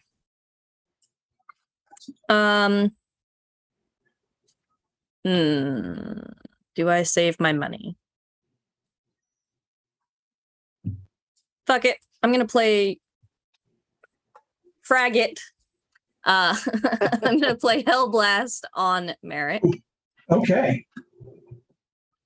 That sounds like a nice, moderate, definitely not going to blow things up sort of spell. I like it. Okay. I think that's the end of my turn. I'm out of Nuyen. Okay. So I gain my I have another Nuyen. challenge cards. Well, that's got some good damage. That's a good spell.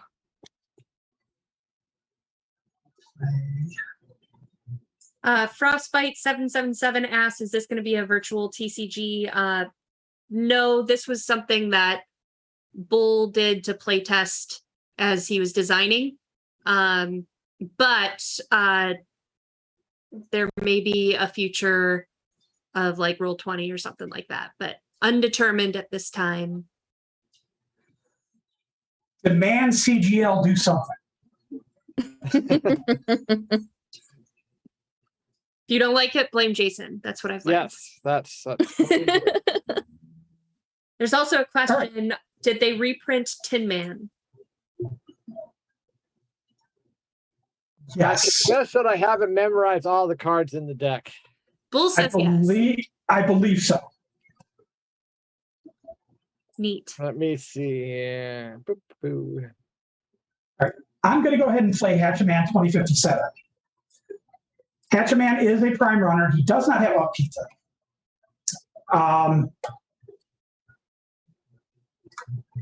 The prime runners, something I didn't mention earlier, it's not going to come up because we don't have any duplicates between decks. But if two players had the same prime runner, say I had Hatchetman and Jason had Hatchetman, this prime runner, and I put mine out first, the prime runners are not only unique, which means you can only have one in your deck, but they're also unique for the table. So Jason would not be able to play his Hatchetman 2057 as long as mine's still in play. But as soon as mine went away, Jason could then play his down. So that applies to all prime runners. Because they are unique, you can't have multiples of them around. Gotcha. Makes sense. So that was 7.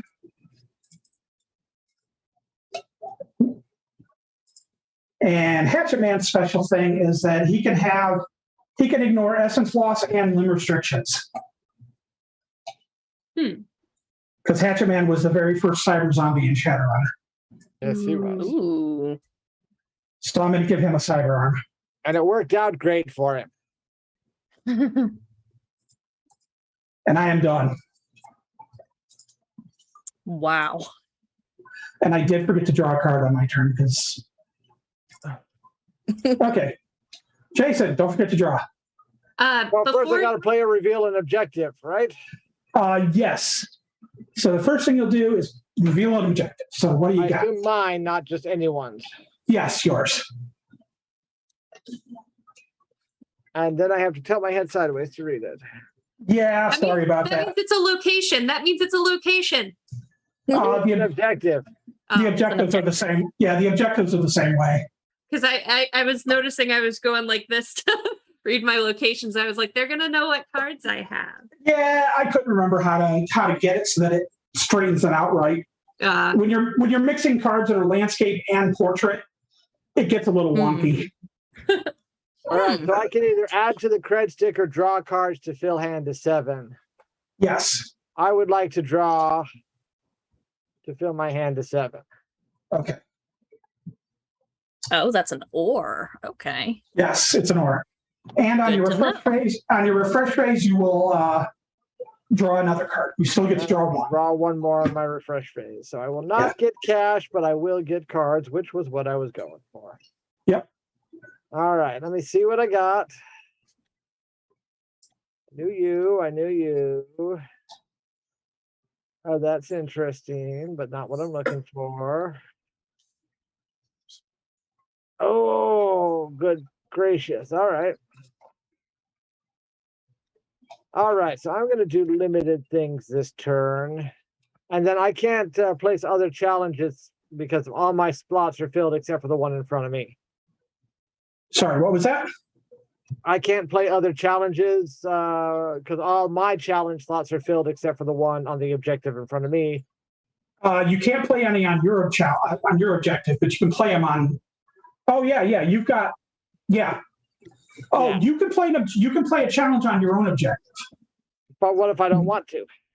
You don't have to, but if somebody's gonna, but if say I run on that, I don't. That gives me one less challenge. That's true. Here, we'll throw it out just to keep everyone honest.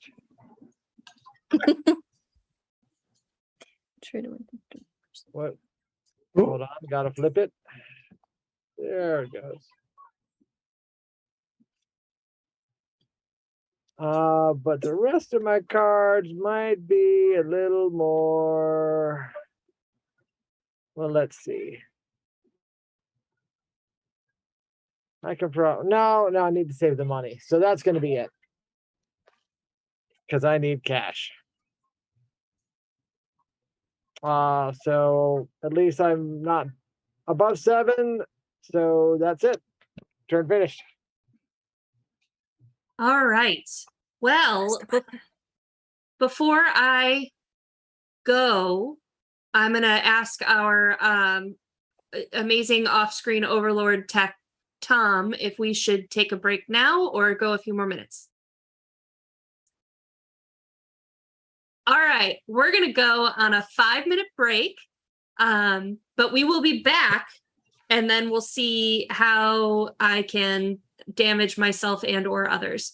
So stay tuned. Don't forget to type in hashtag RemPC in the chat to win. I set the calendar down somewhere out of reach. The 16-month Shadowrun character that has maps, missions, cool Shadowrun facts, dates of note. So please type in hashtag RemPC and check out our remalternis.com/Nuyen to get bonus entries, and patreon.com/remalternis to join our Patreon. Hi, AC.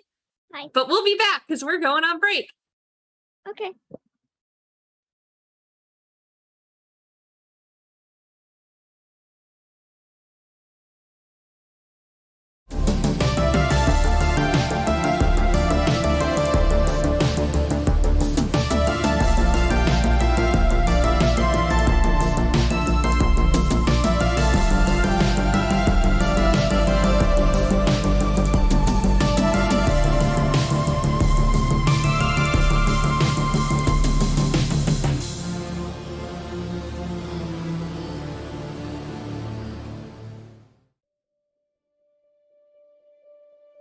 In the land revealed beyond the shroud, they came in search of answers. Drum had always known her place, but Imari never found hers.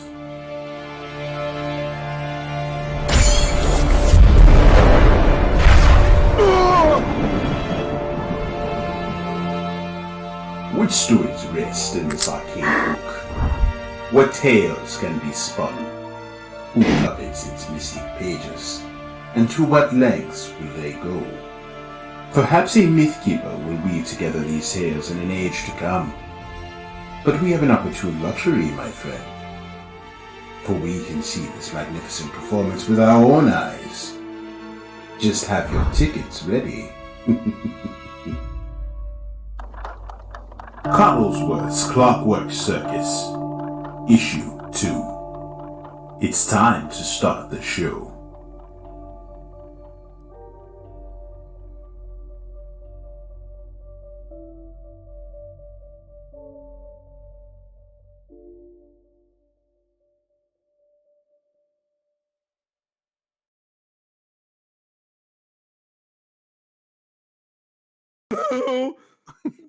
What a spell.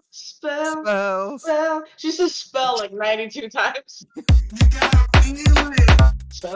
Spell.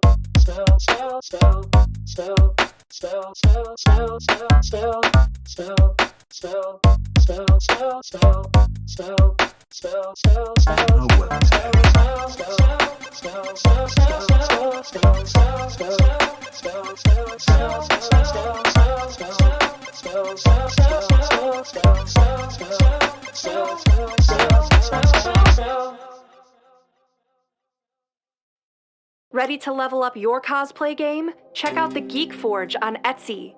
With a variety of props to give your photos that extra spark, you'll find just what you need. Hold magical fire.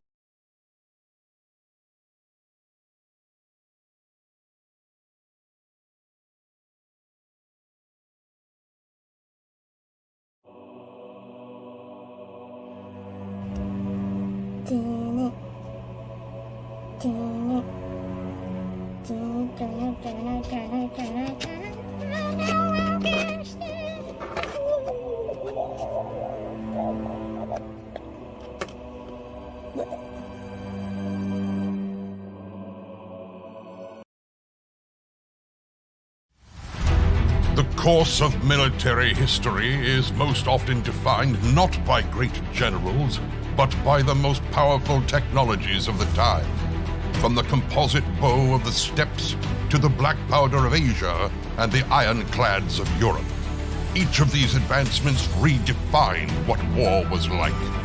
But all of these lack the scope, power, and the all-affecting change of the last great technological leap, the Leviathan, the great warships of the sky.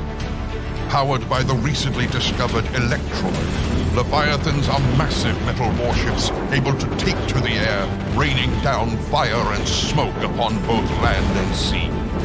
Now, at the start of the 20th century, the great powers of the world will use these new weapons of war to expand their empires, exact revenge upon their enemies, and remake the map in their image. Welcome to Leviathans, the Great War. Leviathans is a tactical miniatures game centered around the Leviathan, a flying metal warship. You will command a fleet of these machines from one of the many great powers of the world. Using the modular dice system, you will create your fleets and take to the air to destroy your opponents before they destroy you.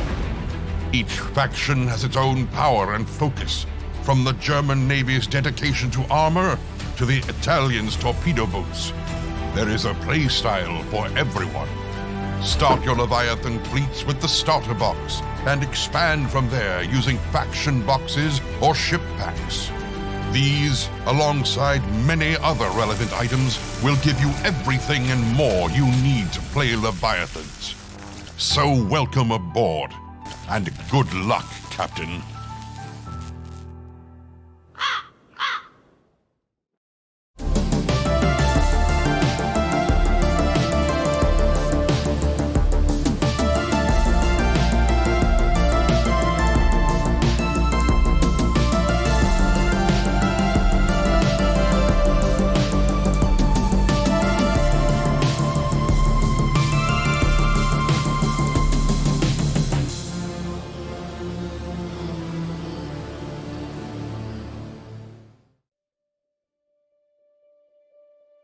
In the land revealed beyond the shroud, they came in search of answers.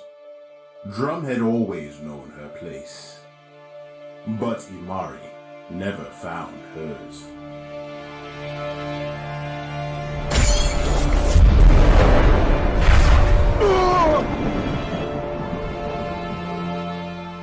What stories rest in this arcane book?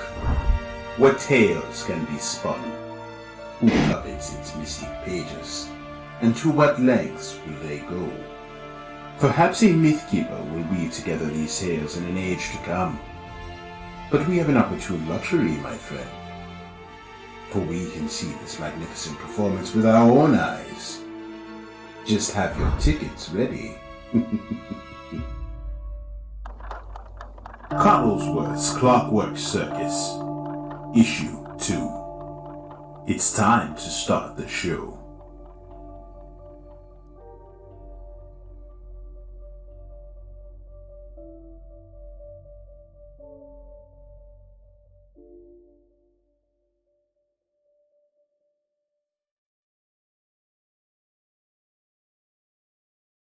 Ready to level up your cosplay game? Check out the Geek Forge on Etsy.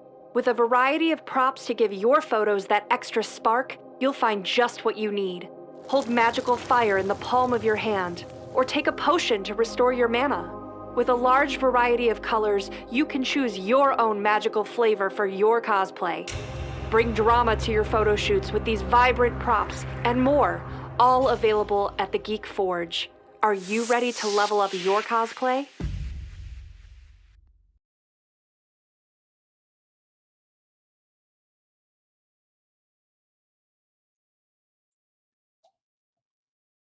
And we are back, everybody. Thank you for hanging out with us, watching some of our fun commercials. And yeah, so we are back, and it's my turn, I believe, right? Yes. Mhm. So since this is choking and dying, so this is Please don't choke and die. since this is round 2, I flip my objective card now. Yes. The first thing you'll do is reveal the objective. All right, let's see. See what you got. Critter hunt. No indoor challenges. +1 and +1 to awaken challenges. Requirements: fight awakened creature D6 +2 versus D6 +3. Is that? Yeah. So basically, what happens is once whoever runs on this defeats all the challenges, then they have to fight an awakened creature, and it's got a random attack and defense. Ooh. Okay. So it'll have anywhere from a 3 to an 8 attack, and it'll have anywhere from a 4 to 9 toughness. Okay. All right. So now that I've done that, I draw a card, right? And then I go up 5 new yen. Yes, if you want to take new yen this turn. And then I draw a card. Oops, wrong thing. 1. Where are you? Ooh. All right. I think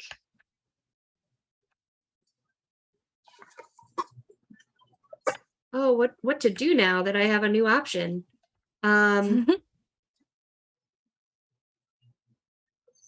Options are good.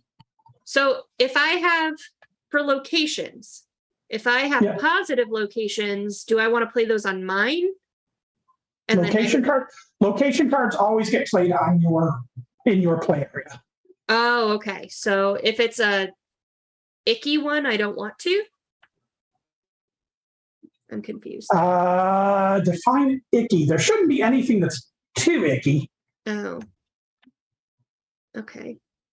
All right. Well, double check it because it may have an effect. Is it one that just has a random effect that it could be good, could be bad? So this is our first round. So I'm just going to be transparent here. I've got 6. Yeah, go ahead. Oh, okay. 6 pit is a potential money gainer. That's what that is. Is a potential what? It's a potential way to earn money. Oh, you have a chance of taking damage. Basically, you're sending somebody into pit fight. They're going in. Yeah, they're going into pit fight. So there's a chance they'll take damage. They just come out with damage, but there's a chance they'll either gain 1 or 2 new yen. Okay. All right. So what I'll do instead then, go back to my, I think I just threw it off the table. No, it's just on the edge. Oh, okay. Thank you. Get in my hand. Pull it down to the very bottom of your screen. I'm trying it. Where your hand shows for you, not the one on the table. It's not doing it. Set it on the table. Right click and draw it. Yeah, I was gonna say, just set it down and then hit draw. Cool. All right. Yeah. So the one downside to this table is I've noticed the hand area is a little finicky. So do I want to play locations on my stuff? Like I said, they just go into your player. They're just if you want to use them. Oh, okay. All right. Well, I'll use a different one. I'm gonna play a thing, right? Or here. Challenge, yeah. Right there. Yeah, you play it there. Okay. And hold on, I don't remember what that cost. Damn it, draw. I'm doing great, guys. It's all right. We're learning. Yeah. Actually, you know what? I just want more Shadowrunners. Let's just do that. So. Oh, something I did forget to mention. There's 2 things I should have mentioned earlier that I completely forgot about. I apologize. Because there's a lot to remember. And again, as I've said before, my brain is mostly cottage cheese these days. One, if you can always play any card you want face down as a challenge. That's what, if it's not actually a challenge card, though, it's just called a bluff. So that way, whenever any runner encounters it, it is automatically discarded. But it's a way to potentially throw out some to make people think, oh, there's a bunch of challenges to deal with. Gotcha. The other thing is if there are no challenges on an objective and somebody makes a run on it, you can send your runners in to intercept. In which case we go to runner versus runner PvP, which is a whole thing. Oh my. But you can only intercept once per Shadowrun, or once per objective. Okay. All right. Well, anyway, I'm playing Glitz. He's an elf runner and a rocker. Yeah, he's another rocker. He's got fame. He cost me 4. Better be worth it, buddy. Well, it gets you money, so. Yeah. Yeah, in the long run, it'll be worth it. So when do I get paid off him? Whenever you take new yen at the beginning of your turn during your credit stick phase. Now I get 6 instead of 5? Yes. Mm-hmm. Okay, I like you. What's that? All right. I said I like him now. All right. So I think that is it then, because, right? I think I'm. Unless you have any objectives to play or challenges to play out. I declare that my turn is finished. Okay. Well declared. I feel like that's the Michael Scott, like, I declare bankruptcy. Except you have the power to do that, so it works. All right. Tiki Head Enigma. +5 reputation if a mage or shaman is present at the end of the Shadowrun. -5 reputation if a mage or shaman is not present at the end of the Shadowrun. All right, cool. Now, I'm going to take the new yin this turn.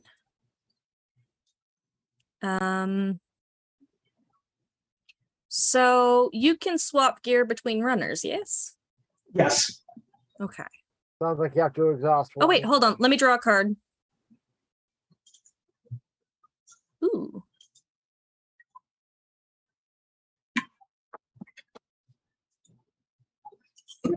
Oh, never mind. You're too expensive for me right now.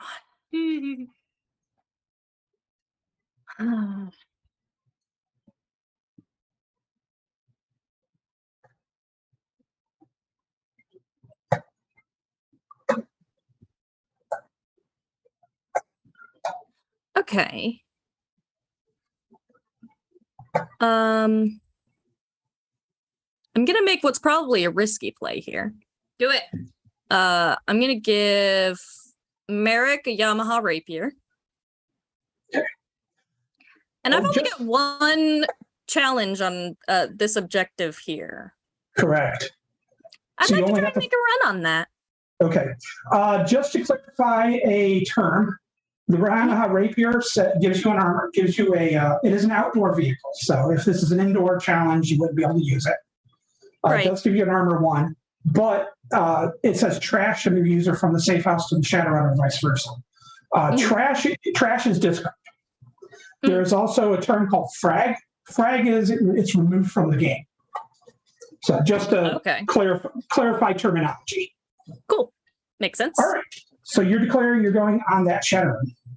Yeah, I am. Okay, so you turn the runner just to show that he's going on the Shadowrun. I'm tapping him. And then you choose which of the objectives you want to face first. Well, I think it'll be that tough one. decision. Oh, why would you go with that one? Flock of geese. Immediately triggers the alarm and then is trashed. Yeah, unfortunately. The other challenges there. Yeah, that's a good one with other challenges. By itself, it's a little, unfortunately, a little weak. Good job, Bull and Sarah. I love it. Sorry. Put another one on me. All right, so this gets, the flock of geese gets trashed. Jason, you can put that into your discard pile. I blame my deck for only letting me draw one challenge at the beginning. Now. Or no. I didn't draw a single challenge at the beginning. I drew the one I drew at the beginning of my first turn was the challenge I played down.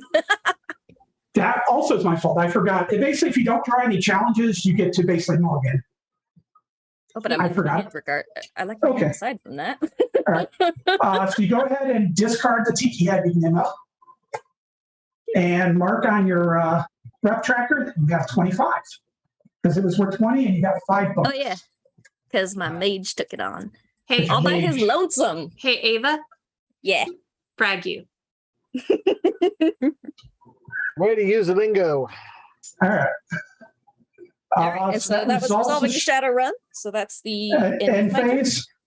All right. So it is my turn. I am going to flip my Shadowrun. Manhunt. +1/+1 to all street challenges. Players may deploy runners as street personnel challenges on this objective. Use threat rating of these runner cards in combat, but ignore their special abilities and traits. Ooh, shiny. However, I'm going to go take me on this turn. I'm going to go ahead and spend all 6. Play Drake, the Elf Mercenary. And Drake is a 4/5 with a whole fleet of skills. Wow. And I'm going to go ahead and make a run on my, since Jason is the only one with a challenge. I have the disappointment in everyone. Oh. This isn't actually that bad. Minefield can be bad if you set a big team of runners in. You roll a d6 and you get +1 for each runner present who possesses demolitions. If the result is higher than the number of runners present, you trash it. If it's equal to or lower, each runner takes X armor-piercing damage, where X is the number of runners present. So because he's got demolition. I've got 1 point of demolition. So basically, as long as I don't roll a 1. Even if you roll 1, because you get +1 for each runner who possesses demolition to that roll. It's equal or lower, you take the damage. Yeah. So if you roll a 1, that's a 2, because +1 for each runner who possesses demolition. Right. If the result is equal or lower, so that would be equal because I'm sending 2 runners in. Oh wait. Oh right, you do have 2 runners. Okay. However, it's not. However, it's not going to do enough damage to kill my runners, so I'll still succeed. But we're good. My brain is also Swiss cheese. All right, so I successfully got 25 rep. I don't like this. Well, maybe you should have put out some challenges that you didn't have. Didn't have any. I already know that, and I anticipated your review, my impossible criticism. I know. When we were, and now that's frustrating too. When Bull told us about how we could put down cards as basically I don't remember what you got. Bluffs. I almost tossed one of the runners in my hand on his, which would have worked on that card. That's the only objective that works on. Yeah. I was so upset I didn't. All right. Well, I'm done. Over to you, Jay. All right. I guess no objective for me. I will take money and I'll get the bonus money for being famous. And then I don't have any turn cards. Draw a card. What did I draw? While Jason is looking at that, we have a question. Sure. Going on a run doesn't turn your runner. There are runners to powers that can turn during a run. After the run is complete, runners turn when returning to the safe house for any reason. Or did that change from the old to now? Let me look. I'm pulling up my PDF now. I'll search it.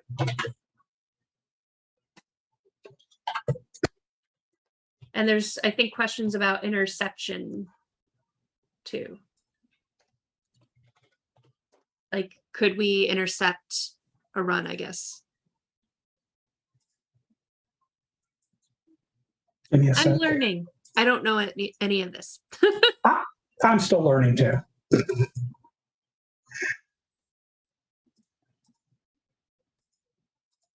Yes, so step 2 on the Shadowrun phase is to select your runner. So you designate up to 6 unturned runners as your Shadowrunning team. Spirits and drones don't count toward the total. Turn those selected runners. So yes, when you select your runners, they do get turned. Okay, I was pretty sure, but Oh, okay. That might have been a change from the old game. I'm not familiar with the old game. that might be. Yeah. Because I know I rewrote some of the rules for clarification and stuff, so that's possibly something I changed and just don't remember. Because brain. What was the other question about intercept? Intercepting, yeah, I'm looking it up now. Yeah, how does that work? So, like, how? So intercepting is Shadowrun. So if a player declares a Shadowrun against an undefended objective, the objective's owner can choose to intercept the Shadowrun with one or more of his unturned runners. Which wouldn't have worked anyway because it was your own. None of ours are, objectives. and yeah, and none of them are undefended. Right. In which case you go to runner on runner combat, which is a whole thing. Basically, you each basically take turns lining runners up against each other. And then if somebody has more runners than the others, they start doubling up. And the runners fight each other 1-on-1 or 2-on-1 or whatever. Cool. But it immediately stops the Shadowrun, regardless of who wins or loses. Mm. So we were on Jason's turn. Jason has played a rigger, but that's all he's doing, and he is done. Okay, Road Rash. Road Rash gets cheap vehicles. Yes, but I don't have a vehicle I want. Plus, I want to save my money for something very special. Ooh. Yeah.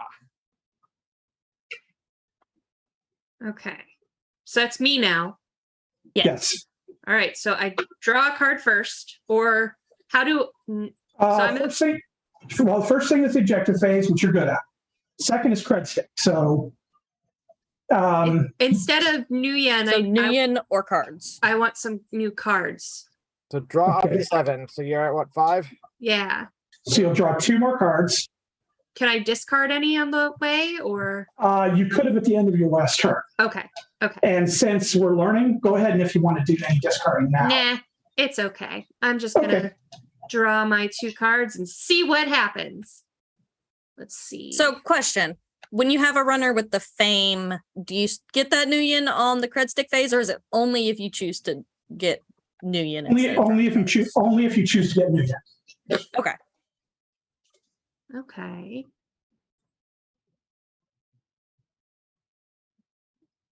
All right. And then, just for funsies and to make room in my hand, Well- and because it costs Well, hold 0? on. Oh, You do during your refresh phase. You also get to draw a card.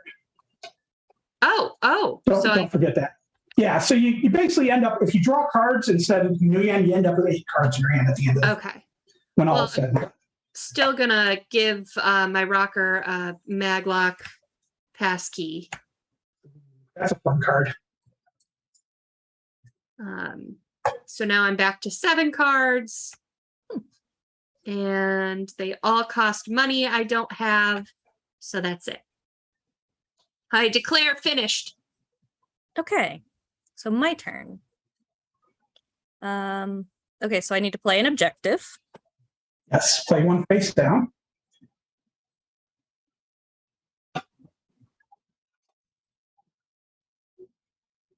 I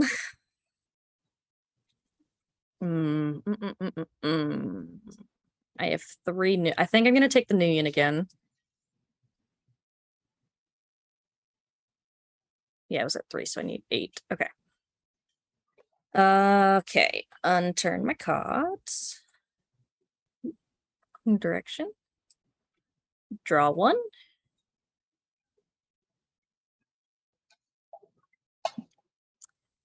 And okay.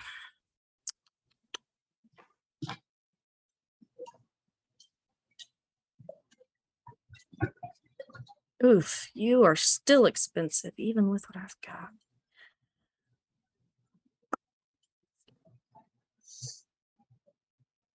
Okay. Anybody who's saying they're still expensive at 8 Nguyen probably is looking at prime runners.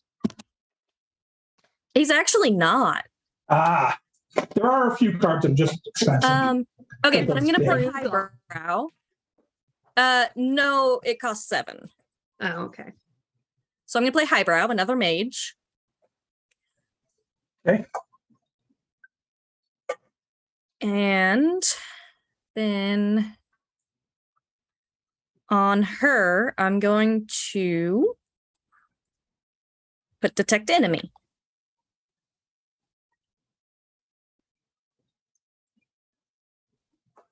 Oh, nice. Yeah, normally when you make a Shadowrun, as you face each challenge, once you defeat a challenge, then you usually choose to pull out before you reveal the next challenge. Mm-hmm. Detect enemy allows you to, if it's a personnel challenge, you can choose to pull out once it's revealed. So it's an exception to that rule. Makes sense. If you're about to face something. Timing. Yes. So,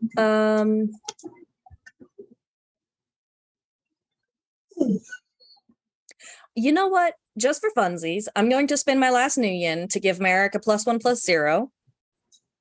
Okay. And I'm actually going to make a run on that objective, Saris, the critter hunt. Okay. Back up. So, all right. With both of my. All right. There's 2 challenges. Which one do you want to face first? Let's do this one. All right. Go ahead and flip it. Fusion Gate. If alarms are Alright. triggered, the Shadowrunning team takes 5 damage. Owner of Fusion Gates decides how to divide the damage. Is this guy's skin getting ripped off his arms? This is the art skin. See, that's kind of cool. Yes, That's it is. really cool. Walk us through Okay. how this works. Okay. Well, it's got 2. It requires 2 electrical sleeves. You do not have 2 electrical. Nope. So unfortunately, you do not sleeve it, so the alarm is triggered. Okay. So first things first, you need to see if you can actually beat this. It is a 0-10 with armor 2. The way armor works is armor will reduce each source of damage by 2, by its rating. Right. So you've got Merrick is currently doing 5 because you gave him a +1. Yeah. And Highbrow is currently doing 3. So Merrick would only do 3 damage and Highbrow would only do 1. So you would not have anywhere close near enough. I have Hellblast on Merrick. You do. Which uses its attack value in place of the user's attack value, which its attack value is a d6 + 8. Yes. And is 2, well, it says inflicts 2 armor piercing damage on all runners present. Yeah, so you're going to be eating some damage. Ouch.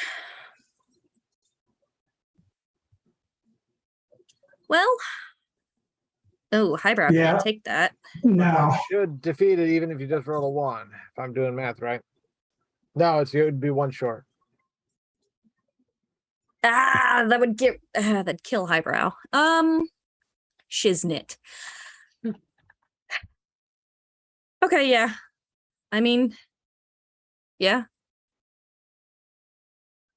All right, Hail so you go blast ahead. it is, I guess. All right, so go ahead and tap that and go ahead and roll your Tap that. d6.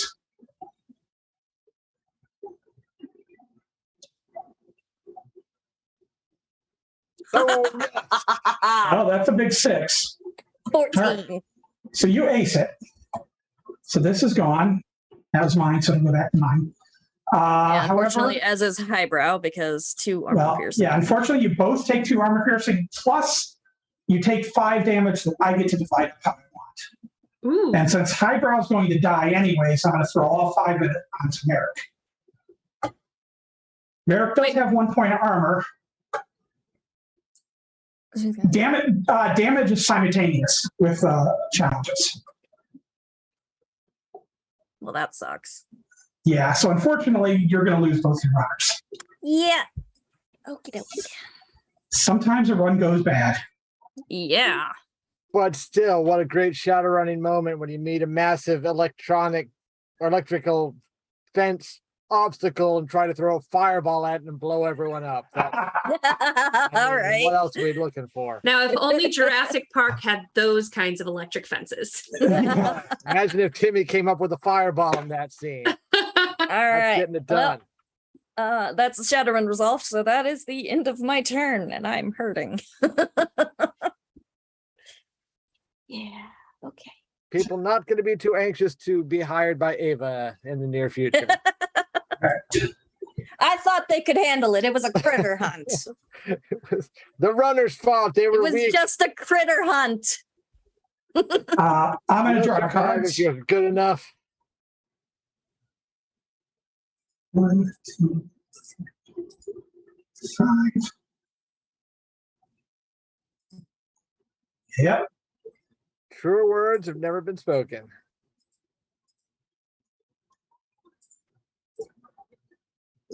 One more. Here. See what I've got going here.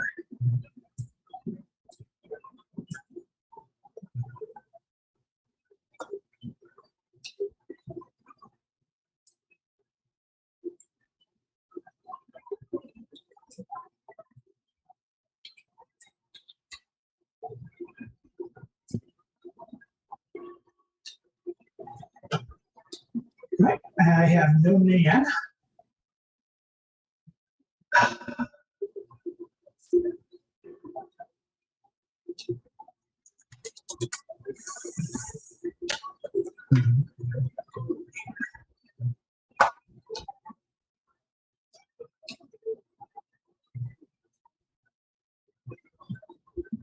Yeah, I'm done. I need to say well. Jake. All right. Gonna make some stuff happen. I have no objective to play. So we'll take the money. Boosted because of my fame. And then get a card.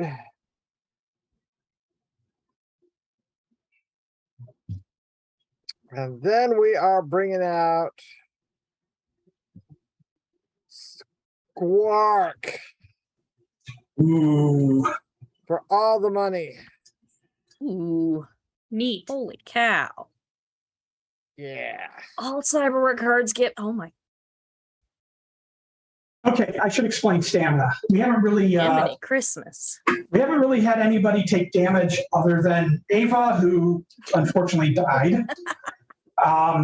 Normally, when you take damage, what happens with damage is you put your damage tokens on your card, and that reduces your. Not only does it reduce how much damage you can take before you die, obviously. So, like, say, I've got Drake here. Say Drake took 3 damage. So Drake could only take 2 more points of damage before he died. The other thing, though, is because he's got 3 damage on him, he takes fatigue. And fatigue reduces his attack value by by how much damage he's taken. So he would only have a 1 attack value rather than 4. So damage gets nasty pretty quick. Stamina, on the other hand, ignores fatigue. So Squark does not take fatigue damage. He still takes damage, but he just ignores fatigue. Squark also has antisocial, which means you automatically fail. I'll check this. I'm sure. Social challenges. Or Yeah. trigger alarm on social challenges. Yes, you automatically trigger alarms on social challenges. Yes, my party looked like it was about to charm its way past anything.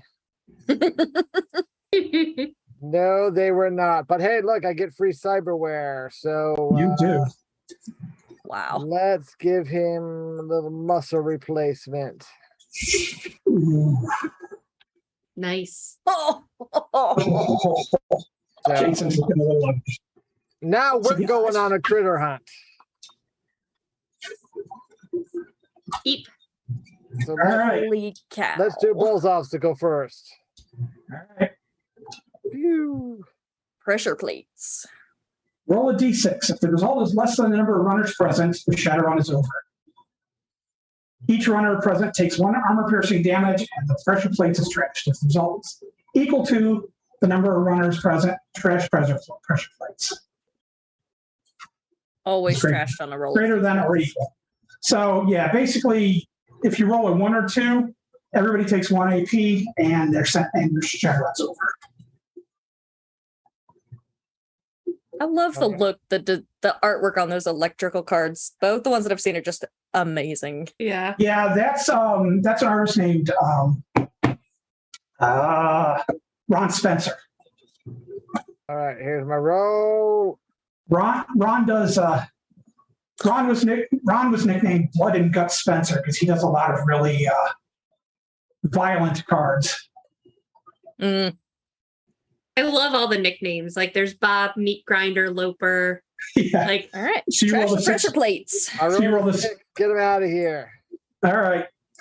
We stomped So on the you- pressure plates. Yeah. So you successfully get past those. Elite security mage. Oh, and that's yours. I You could've don't have to taken face him. that. Jason, that's yours. You don't have to face it. Jason, all right, never mind. So it's trash. Well, Take now that you have back. to face the critter. Well, hold on. You have to face the critter first. All right, never mind. But yeah, So- Weakened creature, D6 Who's plus rolling? 2 attack, D6 plus 3. So Sarah, go ahead and roll that. what am I rolling? Roll a d6 for its attack and a d6 for its toughness. All right. D6 attack. 5. It has a 5 attack, and what's its toughness? Roll another Roll a d6. 3. Boop. 6. It's a 5-6. So yeah, he walks through it. Jason, you are going to take 5 damage though. So you get to divide that up however you want. okay, let me look at my armor quick.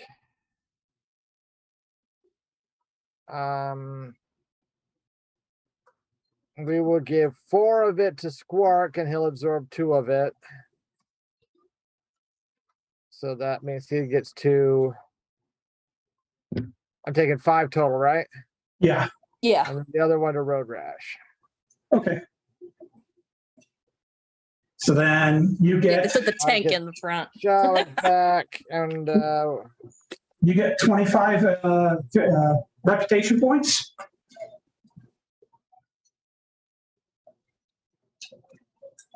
Sarah, here's your dice back. Thanks. I'm not doing so hot, guys. And then this is discarded. Well, Sarah, you have an excuse. You have an excuse, Sarah. You're busy hosting.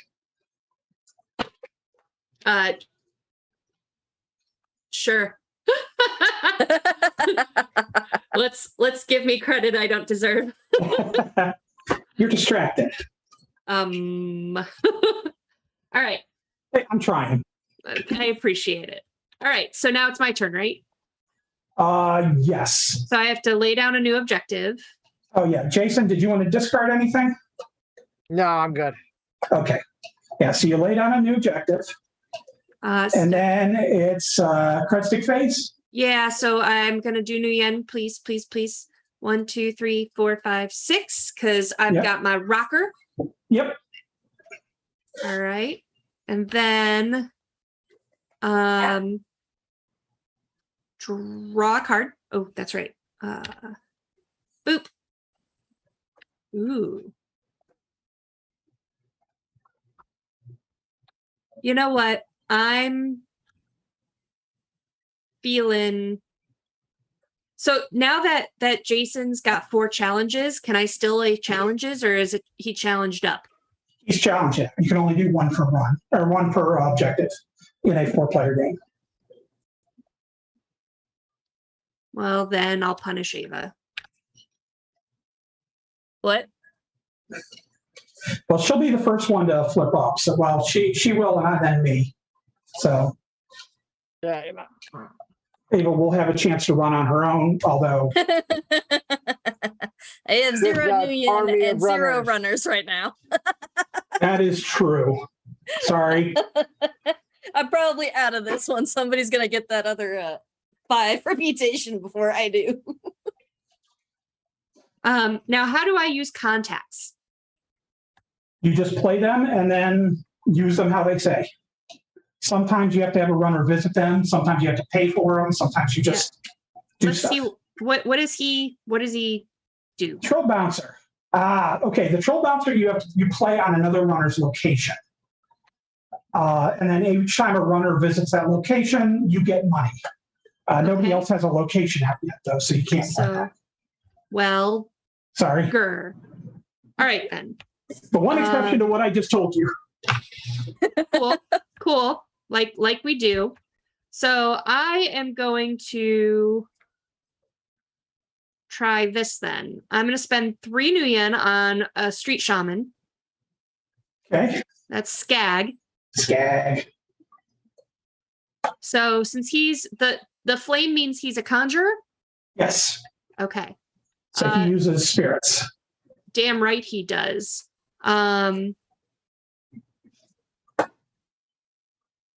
So can I give him an ally spirit?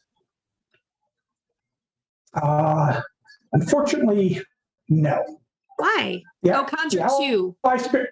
Yeah, the ally spirit requires a shaman with a conjuring of 2. Then take an elemental, damn it.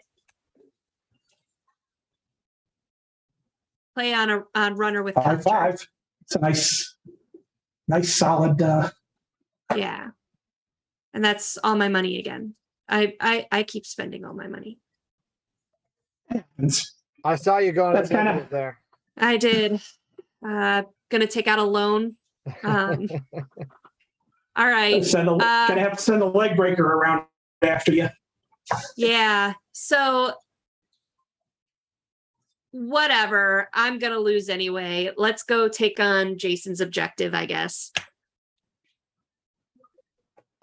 Oh yeah, that's the only one revealed. Go big or go home. All right. Well, you get to pick which objective you face or challenge you face first. So, do you want to face Ava's, mine? Okay. Ava's.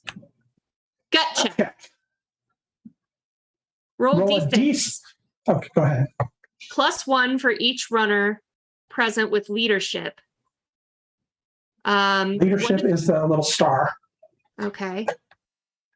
Which I don't think I have any. Nope. So it's just a D6. 1 to 3, Shadowrun's over. 4+, Shadowrun continues. Oh gosh, please don't roll like I 50-50 normally chance. do on Shadowrun dice. Yay! Oh, nice. I'll take that. Oh, that's not what I Cool. have to do. All right. And then I face another challenge. Yep. You choose mine or Jason's. I choose Bulls. Elite Security Mage. Ooh. Now, this one's a pumpable one, but unfortunately, I am out of money, which means I cannot pump it up. Oh, good. Do you have... hold on. Gut check. did not trigger the alarms. The alarm is not triggered. Right. You have a point of stealth on Knuckles, which means you sleaze. Oh, and you do. Oh no, but you don't have two. Sorry, you don't have two sorcery. No. Okay, so you have to fight it. Yes. I can't pump that up at all, which is probably a good thing because, well, it's expensive. +3, +3, +1 armor can get really nasty really fast. Yeah. So it's just a 5/5 5/5. armor 1. So you can deal 5 points of damage to it, no problem. Okay. Are you activating your ally spirit, or are you using Skag straight? Well, Skag's only got 4, and I need 5. You said. Yes, but you added up between the different runners. Who all was going on the Shadowrun? Are you sending everybody? I mean, always. Yes, the team needs to be together. You technically need to declare. Yeah. Okay. All right. Okay. So yeah. Knuckles is dealing. Knuckles is dealing 7. Glitz is dealing 3. Elemental's dealing 5. Even with a point of armor, you're dealing way more than enough damage. Okay. Good. So yeah. So that's discarded. You do need to soak 5 damage though. Okay. So I take these little tokens. Knuckles. Yep. Knuckles has a point of armor, so Knuckles can take 1 point for free without taking damage. Okay. So only 4 damage then. Right. Okay. So If you put at least 1 on him. come here, damage. There we go. All right. So we'll put 2 on him. So Who I took else? 3. So 2. You know what? I'm gonna do 3 on him. And then does this? Yeah, the spirit has 5. Yeah. Yeah. So you can do 1 to the spirit. Sure. Okay. All right. And then you have to face Jason's. I have to face Jason's what? Challenge. Oh, hold on a second. I missed something. Uh-oh. It may not actually affect anything, but treat awaken, street, and personnel challenges as electrical challenges. So, you have a Maglock passkey. Yeah. Oh, never mind. It's just electrical challenges, not electrical barrier. Oh, okay. Never mind. So yeah, never mind. It was you were fine. Sorry, I'm misreading something. Okay. Brain can't All brain. right. So All right, go ahead and flip. the next challenge. Heavy sentry gun. Oh, Jesus, Pete. That is an electrical barrier, though. Hey. So Oh. D6 roll. 5 plus. Yeah. So roll that D6. Okay. 5 or 6, you can sleaze it. Oh, please. Oh, please. Oh, please. Ah! Not No, you're sleazed. gonna have to fight it. All right. Ouch. This one could be tough. Yeah. 8, 10, armor 2. So Knuckles can do 7 damage. Well, but he's got 2 damage on him. So that's 5 now. Yeah, All right. So 5. Is it 2 or 3? he's got 2 on him. No, it's 3. It's Well, he 3. should. Oh yeah, you took 3. Okay, yeah. So he's only dealing 4. All right. So he effectively only does 2 damage. Glitz is doing 3 damage. So he'll do 1 more. Skag is doing 4. Skag, you've got Skag's spirit active, so Skag doesn't deal his damage. Oh, okay. So it's 5. But the spirit of 4. the element, 4. yeah, the elemental's doing 4, so that's 2 more. So unfortunately, is not enough to defeat the sentry gun. What? Well, because you're taking 2 points of damage off of each source. I'm sad. So Knuckles only does 2, Oh. Glitz only does 1, and the elemental only does 2. So you're only dealing 5 damage total. And then you've got to eat 8. Well, 7, because again, you got a point of armor. Poopy. Okay. Well, that's that. Yeah, that's rough. So On now the I other got side, you got to eat 7 damage total because you're got 1 point of armor. all right. So 7 damage, huh? So let's do another one to the spirit. Oop, come on. Let's do 2 more to the spirit, 2 to Skag. So that's 5.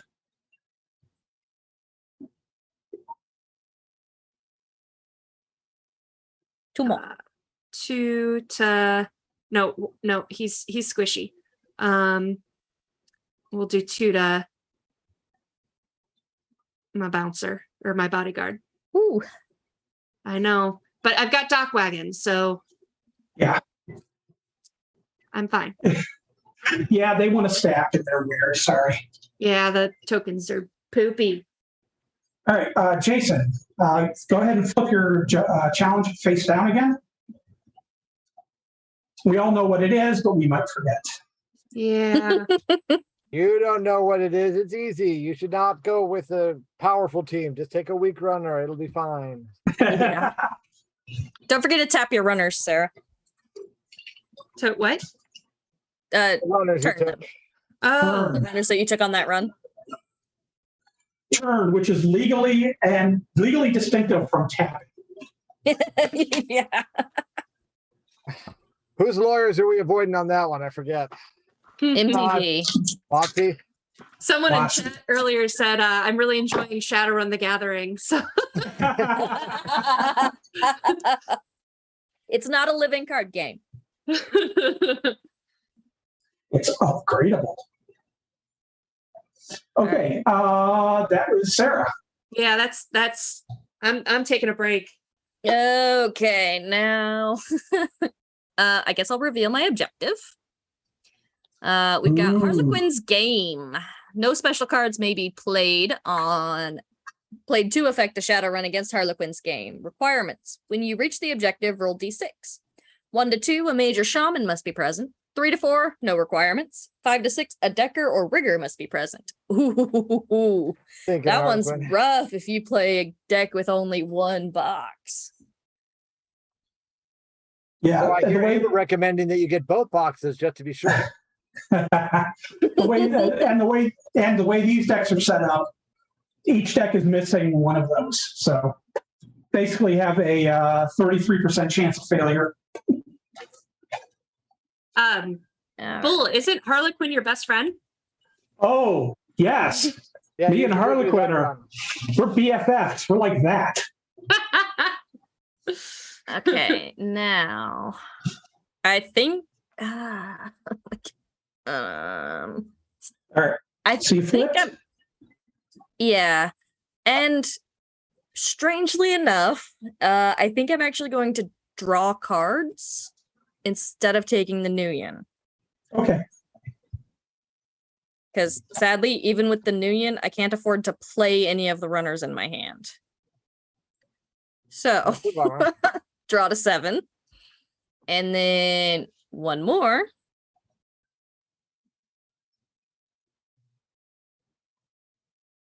And see what I can do. Okay, so we're gonna put a challenge down on you.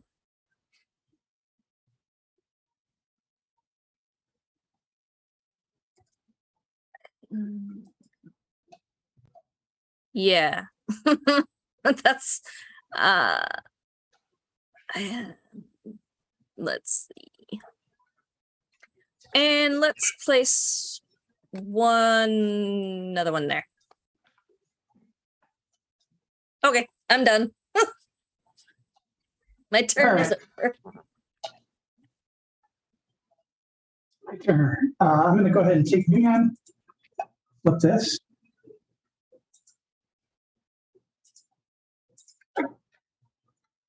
Ooh, fusion run. No personnel challenges. Roll a d6 after each challenge faced. On a 1 to 2, no effect. 3 to 6, all runners present take 1 armor-piercing damage. Well, that's what happens when you take a run into a nuclear reactor. That's what happens when you run in Glow City. Yep. Let's see.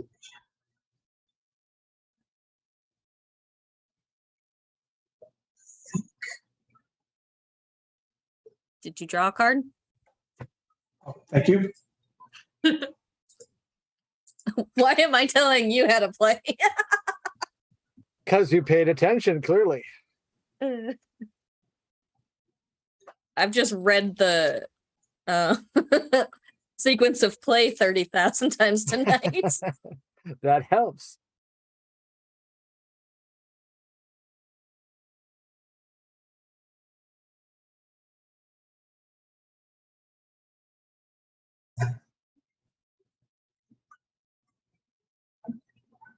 All right, I'm going to play Moonlighting. This was the card I was talking about earlier, Cat and Beef. Jeff Lobenstein card. Oh, yeah. I love that card. So I will turn a runner the 2 or more skills to add 2 to my card stick. Neat. So that gives me 7. And I'm going to play Fast Jack. Is he good? He has got He's a 4 pro. decking and 4 technical. Pay 4 new yen when Shadowrun is pay 4 new yen when Shadowrun is declared. The Shadowrunning team may look at all challenges on an objective and choose the order in which to encounter them. Yeah, that's good. Oh, criminy. I'd say so. Cost me.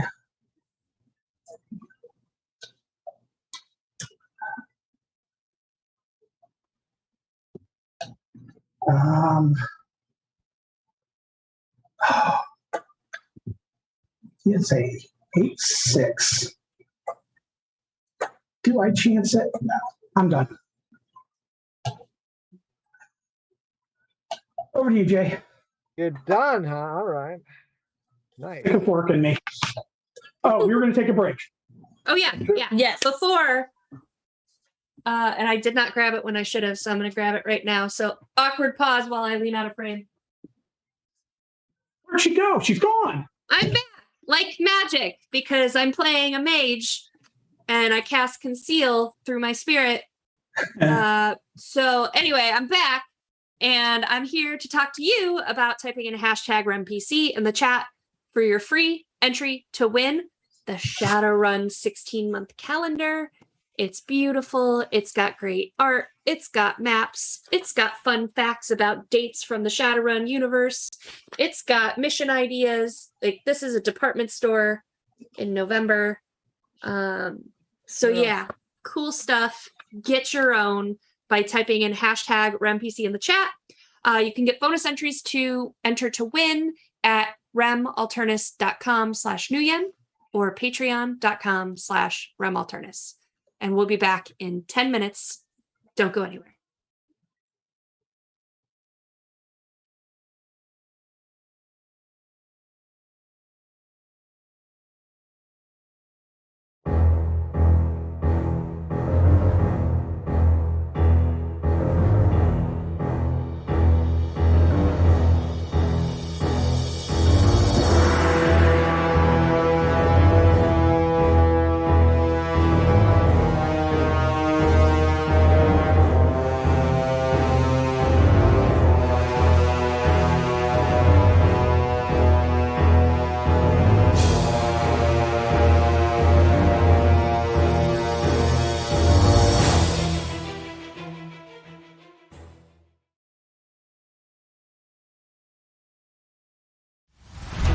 The course of military history is most often defined not by great generals, but by the most powerful technologies of the time.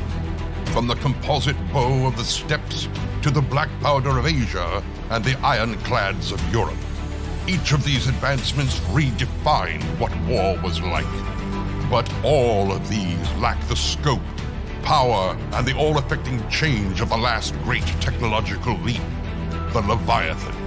The great warships of the sky. Powered by the recently discovered electroids, Leviathans are massive metal warships able to take to the air, raining down fire and smoke upon both land and sea. Now, at the start of the 20th century, The great powers of the world will use these new weapons of war to expand their empires, exact revenge upon their enemies, and remake the map in their image. Welcome to Leviathans, the Great War. Leviathans is a tactical miniatures game centered around the Leviathan, a flying metal warship. You will command a fleet of these machines from one of the many great powers of the world. Using the modular dice system, you will create your fleets and take to the air to destroy your opponents before they destroy you. Each faction has its own power and focus, from the German Navy's dedication to armor to the Italians' torpedo boats. There is a play style for everyone. Start your Leviathan fleets with the starter box and expand from there using faction boxes or ship packs. These, alongside many other relevant items, will give you everything and more you need to play Leviathans. So welcome aboard, and good luck, Captain.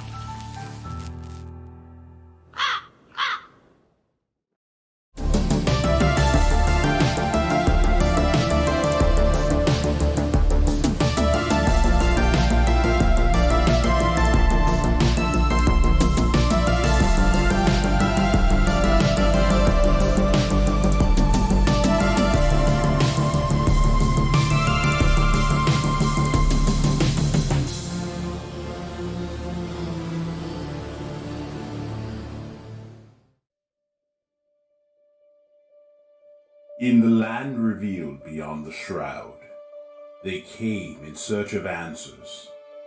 Drum had always known her place, but Imari never found hers.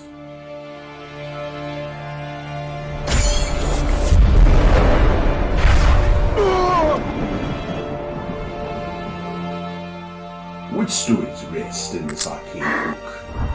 What tales can be spun? Who covets its mystic pages? And to what lengths will they go? Perhaps a Mythkeeper will weave together these tales in an age to come. But we have an opportune luxury, my friend. For we can see this magnificent performance with our own eyes. Just have your tickets ready. Cottlesworth Circuit, Issue 2. It's time to start the show.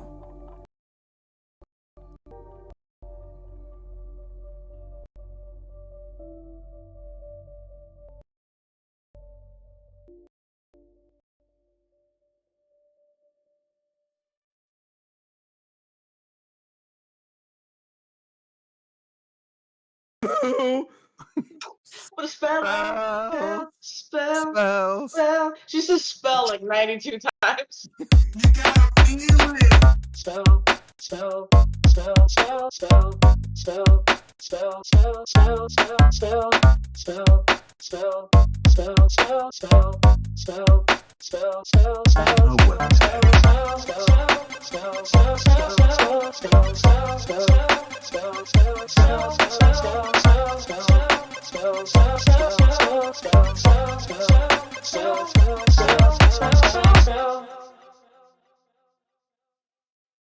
Ready to level up your cosplay game? Check out the Geek Forge on Etsy. With a variety of props to give your photos that extra spark, you'll find just what you need. Hold magical fire in the palm of your hand, or take a potion to restore your mana. With a large variety of colors, you can choose your own magical flavor for your cosplay. Bring drama to your photo shoots with these vibrant props and more, all available at the Geek Forge. Are you ready to level up your cosplay?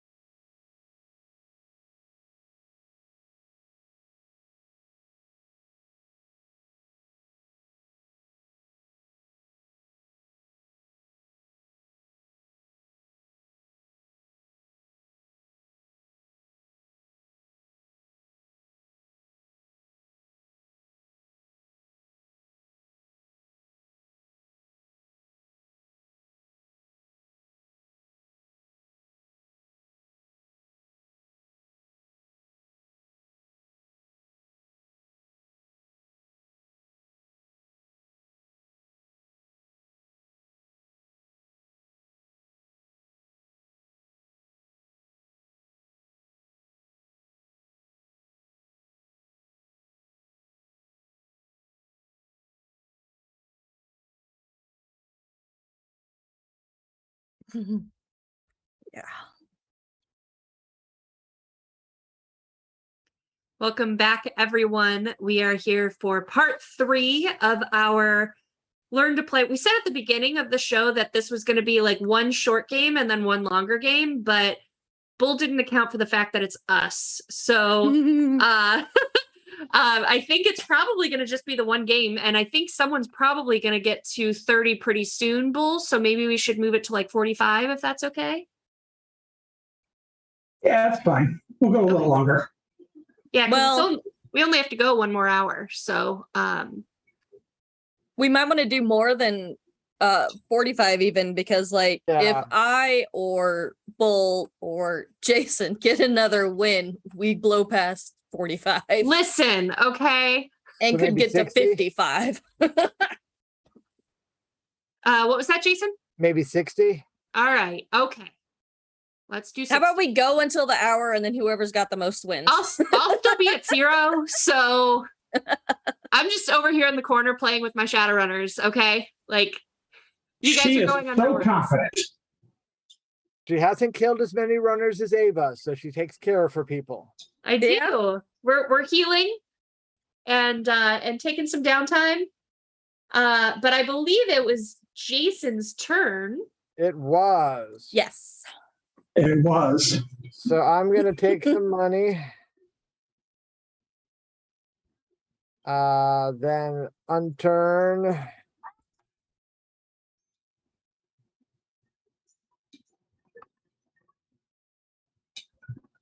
I need to turn on the snap option.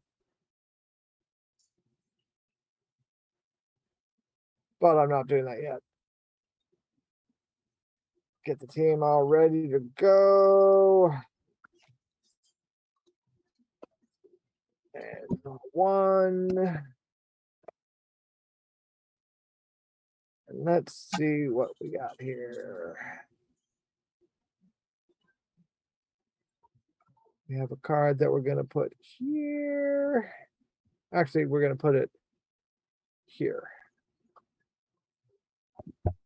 I'm just saying I'm losing, so maybe like leave something for me that has no challenges so that I I can. thought that you would feel insulted if you just got to do a run without an obstacle. I wanted you to earn it. I would be so happy if on Emerald Glitch we could get a job where they were like, go retrieve something. And we did, and there were absolutely no challenges along the way. Then I'm going to give a Northrop wasp to my rigger.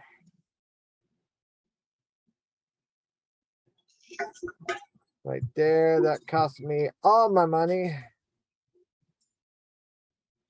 but is a powerful thing. So then I'm going to try the fusion run. Hey, your favorite Fusion Run, is that your favorite? No, it was Fusion Gate that was your favorite card. Yeah. So roll D6 after each challenge and see how much damage I take. All right. We'll do this one first. Upper right to me. That was a bluff. Ah. No personnel challenges anyway. All right, we'll do this one. And that's a personnel challenge. That's a personnel challenge. Oh, no personnel challenge. That goes away. Oh, wow. That's upsetting. Roll a d6, I Jason. placed it before it was revealed. It's not my fault. Hold on, that was on a roll. 6. No, that wasn't a roll. That was a place. 1. No effect. Okay. Well, you just earned 30 points. Well, shit. I mean, Yeah, like I said. That's why we're not going to 45. Because he just hit 55. We'll go to 60. I don't know. We'll Yeah. go until the hour's up. Or, we say stop. well, yeah. I mean, Alright. if Jason hits the 60 on his next turn or something, we can always like go through the box and talk. I declare my turn finished. That means it's my turn. I'm broke. So I You need go to up. reveal your objective. Oh, yeah. Prime time. 5 new yen for each prime runner and each iron mic present at the end of the Shadowrun. Iron All right. Mike is a specific runner. Okay. Interesting. So I need money, so that's what we're gonna do. I'm gonna take my 6. You I'm and gonna me draw a card. Don't forget to untap, or when is that to take place? Yeah. At the draw. Don't forget to what? I'm sorry. Untap your runners. Oh. Unturn them. So much work. Magic the Gathering was the first card game I ever played. All right. Everyone is vertical again. Okay, so then I'm gonna play this card. And Bull doesn't have an objective yet. Nope. This is all full of shit again. Yes, You the don't only have place one you on can- your own. Oh. Okay. All right. Let's see if there's any new yen I want to spend.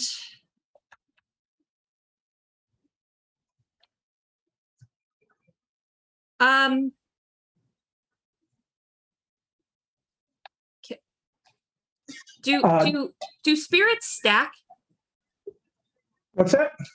Do spirits stack? You can have multiple spirits on the same shaman, but they can only use up to their conjuring in spirits per turn. So you could give him a second spirit, but he would still only be able to use 1 per turn. I see. All right. So You given can how also- injured that one is, it might be beneficial. Well, you can also tap to heal. Sorry, turn to heal. You And how basically much does it heal? It heals all of it. Oh. Skag can't heal himself because he'd basically have to turn to heal his spirit this turn. Or he could turn to heal himself. But the other 2 guys can turn to heal themselves. Basically, you spend a turn in the hospital. Right. I really feel like I need to make some points though, guys. Make some noise. Do it. All right. I'm gonna do my own challenge. Challenges. All right, let's do this one first, I guess. Oh, you don't have to face your You own. don't do your own. Oh, yay! So you only have to face Jason's. Oh, all right. Dang, Jason! big guns on my. I did not start the deck. Oh my god! Yeah, that's not a good thing. No, I think I'm like dead. You might be facing an Ava situation here. All right, so let's see. I'm not going to do enough damage, so let's just take the hits here. So this guy's got 3 already, so that's 2 points of damage on him, on the spirit. Don't forget, you can soak 1 with the armor on. Right. So that's 3. And you do still have your dock left. Yeah. So 3. Hold on, let me think. And then he's got 3 on him. How many do I have left to take? 7 total. So how much were you So putting I've taken 2? 3 already. 3 to where? Oh yeah. So I'm 1 on the armor. 2 on the spirit, so spirit's gone. 1 on the armor. Okay, so you got 5 more to soak. Okay, so 5 more to soak. Let's do 4 on our bouncer or my bodyguard so that he can resurrect with Doc Wagon. Okay. And then just 1 more that I'll put on Skag. Okay. So you will discard your spirit. And I'll discard my Doc Wagon. And he will go, let's see.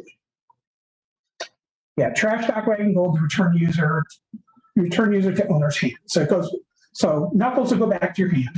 Oh, okay. Come here, Knuckles. And that was on what's his face. So, okay. And I think that's all I am doing with my turn.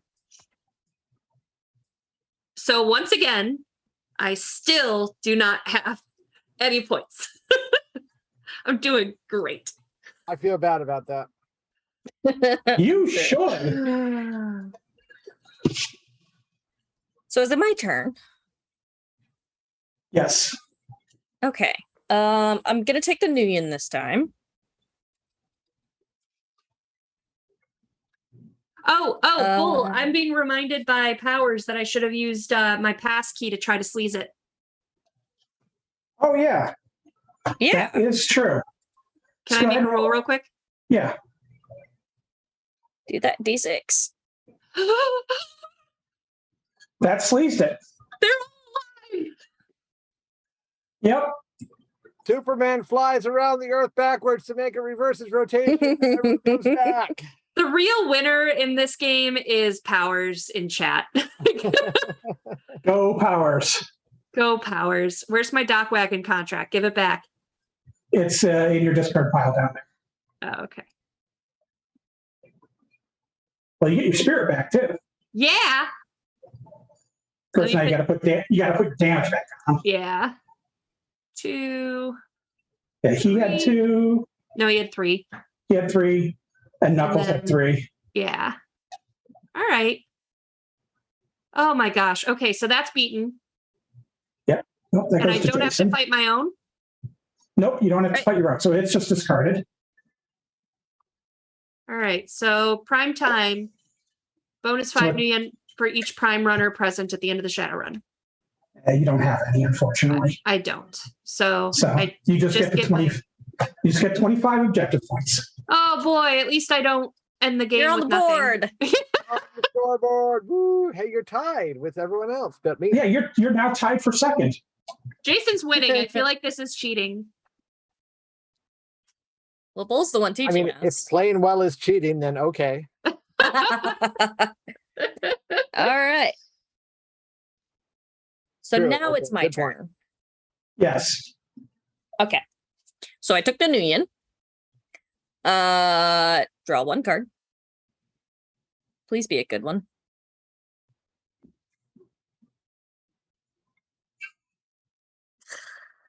Wow. I mean, it's not bad, but not usable for me right now. Okay.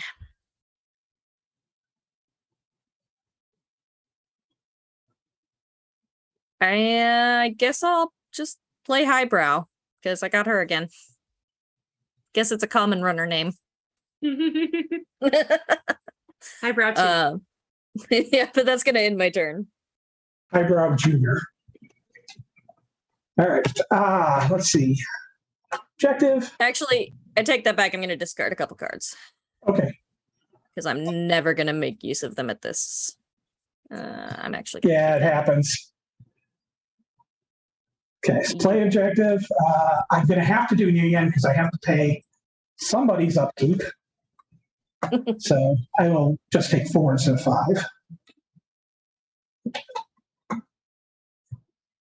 I draw a card.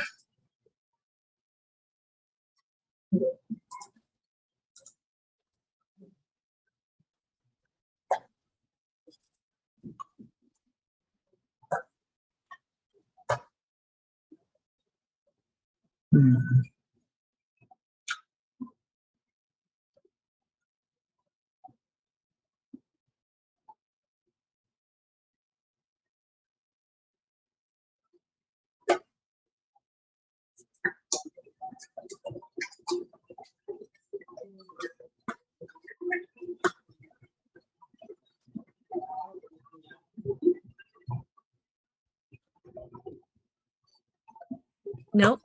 Take it back. I got that backwards.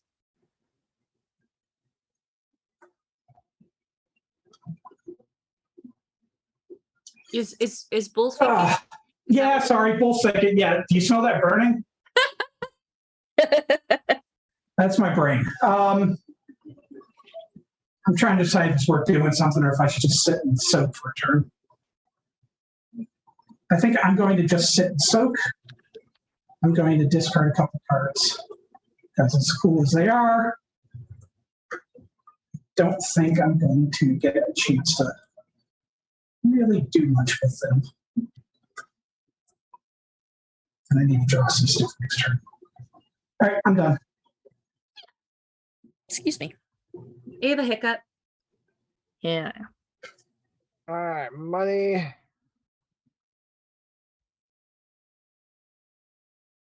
I don't have any. I forgot to turn my cards, but they'll all get unturned. Whatever. And draw one. Oh, wait, hold on. I didn't need to discard that card. He's got a 0 deployment cost. Oh. Which card? My squatter. Oh, A contact. right. All right, we're gonna play the arms dealer up here for 2. Ooh. I always liked that artwork.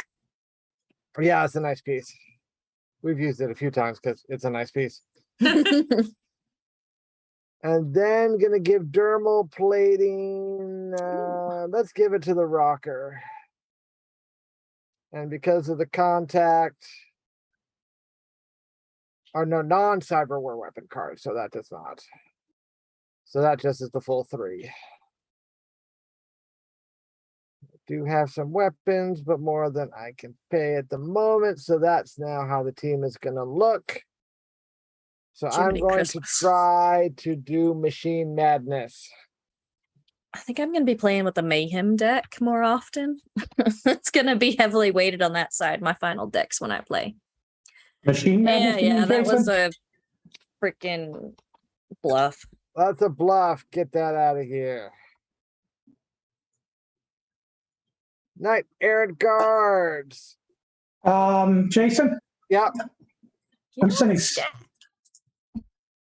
Where? Hold on. I'm sending Spark home.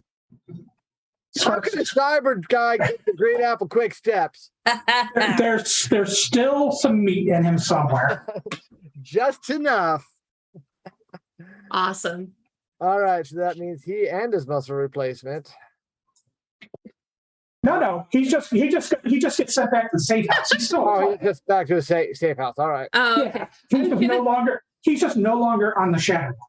Okay. Well, I thought you were gonna say the muscle replacement stays, and I was gonna be like imagining. Ew. Yeah. Well, see, the muscle replacement, that's where his meat is. Sarah. Yeah. Just as a note, you have the Knight Errant Guards here. They're your challenge. They're pumpable +2/+2 for 2 NAN.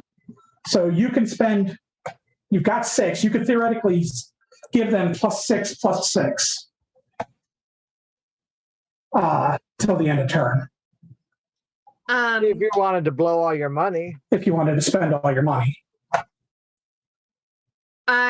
So Jason's about to fight this, But they would punch Jason. Yes, Jason's about to fight this. and Jason. And it would punch Jason right in the face because if he defeats this. Jason doesn't have any stealthy thing. No, I can't sleaze it.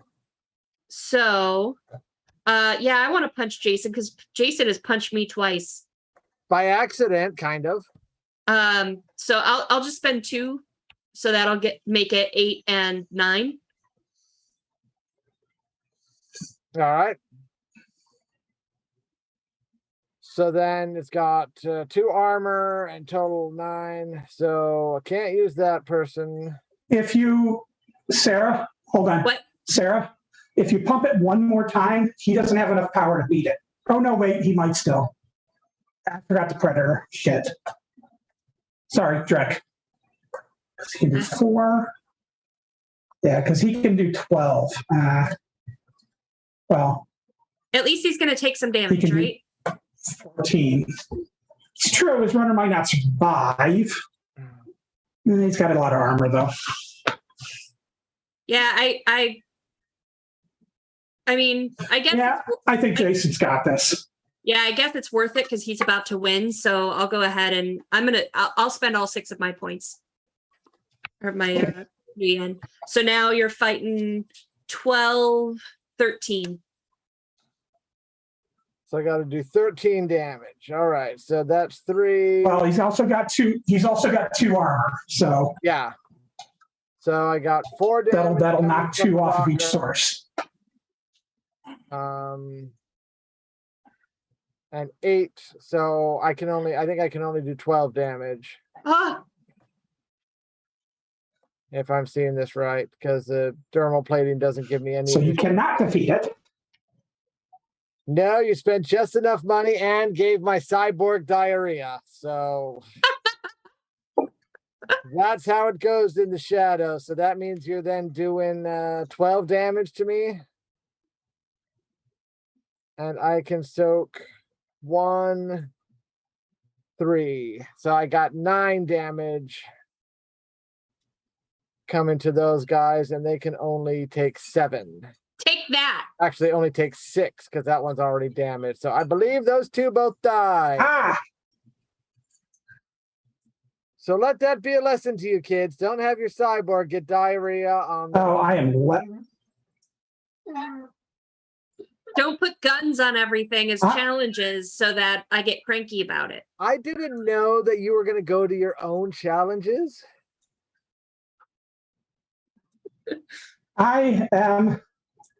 I'm lagging. I'm having a little bit of a lag spike here. Sorry. I just want to note that I absolutely love the artwork on the new artwork for Green Apple Quick Steps. This is new for this set. Yeah, I want to zoom in on it. Ooh. And the hands on the bathroom door are the. Yeah. They really.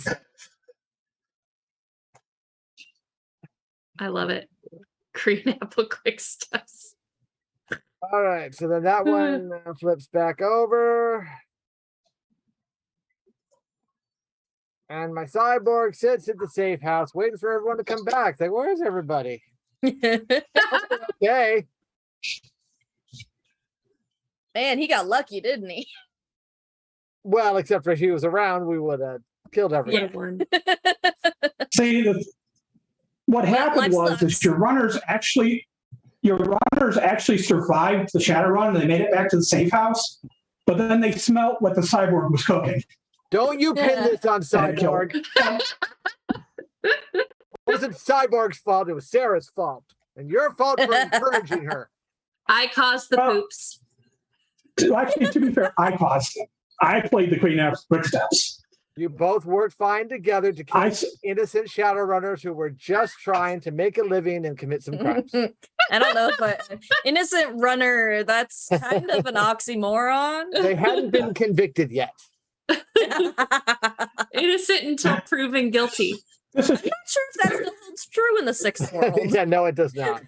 Pretty sure that's not in. We need to shoot you. I was going to say, I won't get more political than that. That's fun. Anyway, my turn, much like my team, is over. All right, that means it's my turn. So I need to play a new objective. Boop. And then I need money. And then I draw a card.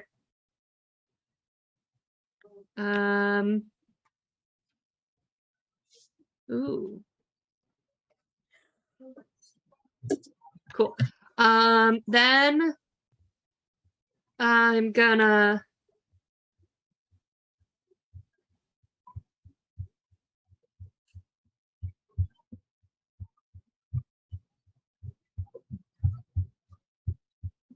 oh wait, it has to go here.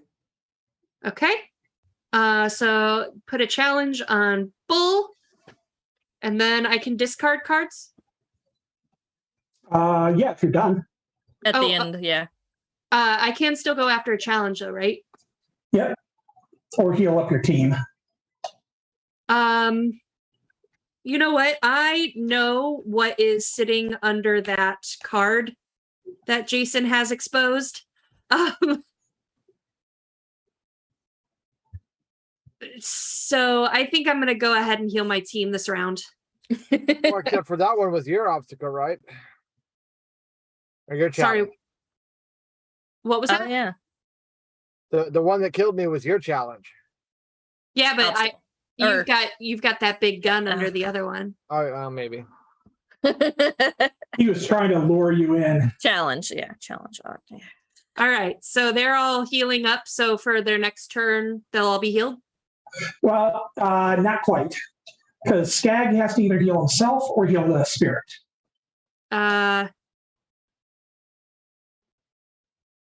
Skag's gonna heal himself. Okay. Boop. Yeah. Boop. Boop. Hey, come here, all you token. Get off my I bodyguard. love Tabletop Simulator. So finicky sometimes. But useful for... I hate this. I'm so angry right now. All right. Just throwing cards at me. Okay.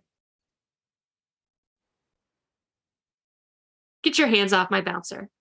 Or my bodyguard. Turns, though. They're going to be sideways. All right, because they're healing. Yeah. Except for Except the one that was Glitz, who's like, why are you guys feeling so down? I didn't take any damage. I feel great. Yeah, pretty boy rocker. And then, yeah, I'm course he discarding too. And that's it.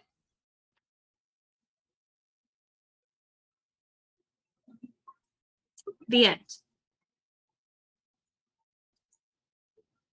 Okay, so my turn. Sorry, I was answering a question in the chat. By the way, Typhonius, it will be self-contained. There will be 2 different boxes, but no like extra packs or anything that you need to buy constantly. Yeah, you have. But upgrades might be coming in the future, but it'll all be self-contained. You can get 1 box or you could get both, but you can play the game just with 1. Yep, there'll be lots of cards in each box. So you can make 2 full decks and start playing right away with 1 box. Mayhem deck is like cybernetics and toys, and then the magic is the magic. Oh my god, they're beefy boxes. So magic box for all of your spellcasting needs. Okay, I think I want Nuyen. I'd like to note too, though, that Jason, you said it was going to. We were looking at a $40 price point, probably. That was the backer level last I saw. Yeah. Yes, Okay. the backer. Yeah. Assuming we go with that, these sets each have 330 cards. That's about 100 cards more than the base sets for like Netrunner or Arkham Horror. Well, they'll have a maximum of 330, but that depends on stretch goals, from what I understand. No, Jason. No, 330 Yes. is what's in the base box right now. That's the max number, including if we reach all stretch goals. Yeah, no, you're wrong, Bull. What are we? Leave it to the Kickstarter managers. Somebody needs to talk to me because I got to figure out which cards aren't in the base set if we don't hit the stretch goals. With you. Don't worry about it. Well, yeah. Either way, we're gonna hit all the stretch goals, so calm down, Bull. Even if it's only 3, even if it's only. We know it's going to be a Catalyst Kickstarter, and I think the goal is 40,000. Which, let's all laugh together. My point was that most companies' base box set for a living card game type style game usually only has around 200 cards in, and they're usually $40 to $50. So, I was pointing out. The $40 for this is actually a really, really good price point. Yeah, it is. Bring in the savings to you, the gaming public, or something like that. There's space in the box though. Oxy Radar. I don't know how to say your name. I'm sorry. There is space in here, but also with like stretch goals and stuff, they're talking about doing the like card sleeves and stuff. So there's plenty of room for that to like, again, this is just a playtest box, Yeah, but there will be a vacuum tray in the final version. The vacuum tray, not including sleeves and stuff like that, I think we calculated out that the vacuum tray for one box should hold all the cards for both boxes. oh, that's cool. Neat. I believe that was some of the math that Randall and Matt and I did. Heaven knows there's a lot of wrangling over that. Yeah. And more power to Okay. you all who did it. I have done things while people were talking. Oh, hey. I placed Okay. a challenge. Yeah, I placed a challenge on that one. Jason's objective. And I played I bought a Magefire bow for highbrow. Nice. Yeah. Cool. I don't know if I want to. Okay. So my turn? Yeah, it's your turn. I'm not. I already lost an entire team of Oh. runners. Second run. Solo. Boy, A second- you did most of the flavor text, didn't you? What's that? You did most of the flavor text on the cards, didn't you? I did about half. Some of the cards had flavor text from the original that I carried over. Although a lot of the cards I assigned, You did some good ones. a shadow I've been talker checking to it out. I've been checking out as we play. You did some good stuff. I had a lot of fun with the flavor text. Shadow talk is my favorite stuff to write. So Absolutely. my card was Sucker Run. So when it's revealed, discard Sucker Run and all challenges played on it. Owner immediately places a new objective into play, face down. Wow. So that gets discarded, Sarah. Thanks. Uh, Wanted to hurt you. I know. Well, there was no guarantee he was going to make the run on that. I want to hurt someone. Okay, You crisis did. phase. I am going to draw cards, so I'm going to pay my one upkeep, and then I'm drawing 6 cards.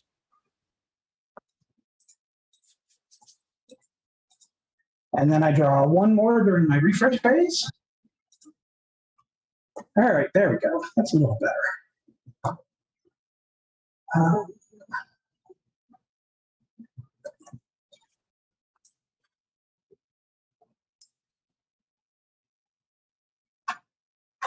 Powers, the back of the card will not be new. It's going to be the same style as the original. Yeah, the back you see here in the playfield is the back for the cards. So if you happen to have some old cards, it'll look a lot like them. Yep. Can't tell yet if the delay on Twitch, so I'll just hold it here awkwardly and hope you can see it a little higher. Cool.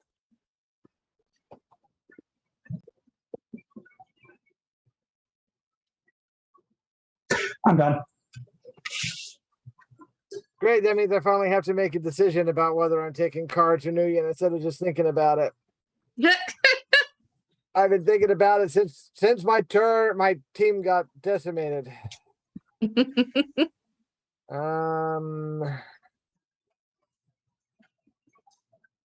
I should probably fill my hand.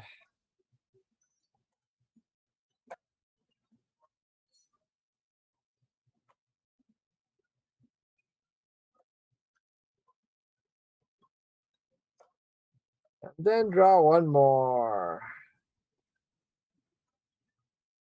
And then I better use one of these, or else I'll have to discard. Luckily, we'll use that one right there. Not on Sarah's objective. That's right. We've All in my learned. face.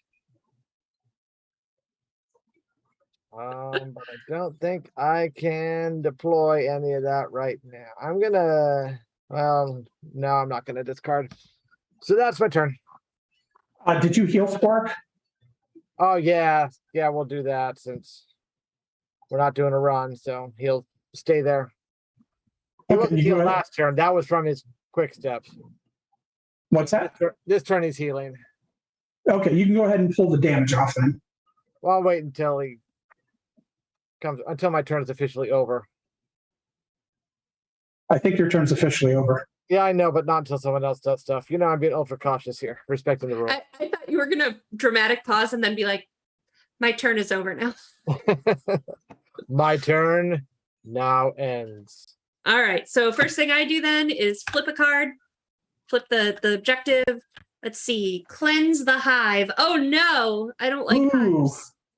Roll d6 for each challenge and face results instead of the challenge. Treat all spirits as awakened. Bug hunt. Ugh. I don't like it. Yeah, you replace any of the challenges with whatever you roll. And they can get pretty beefy, and then you got to fight an insect queen at the end of it. Whew. That's All a right. nasty one. That's a bad one. That's real icky.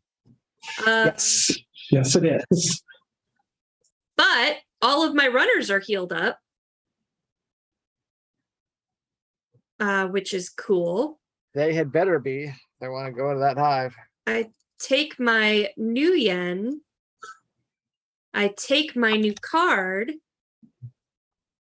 I look at my new card. Ooh. That's pretty neat. Take that, bull. No. Okay. And then anything I want to spend.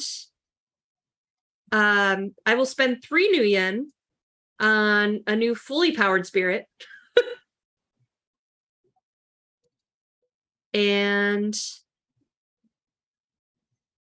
then I'm going to try it. Because it'll put me even with Jason if I can do it. 30. Well, keep in mind that besides whatever you have to fight, because you can't sleaze anything in this, you have to fight an 11/11 armor 3 at the end. 11. So, but I have 7, 8, 9, 10, 14. Yeah, you're knocking 3 off of each of those then, for the armor. Oh, off of each. That's right. So 6, 5, 4 plus him is nothing. Plus him is 1. That's 5. Or since he's his spirit. Oh, that would be bad. All right. So we won't do that. I was going to say, since I knew that particular team couldn't take the 8/10 armor 2, I figured the 11/11 was not going to fly. Then Sorry. I think that's just going to end my turn then, and because I'm going to need more cards and stuff. So, all right. Game does go a lot faster when you're not explaining things and having to read every single card. Totally. It does help.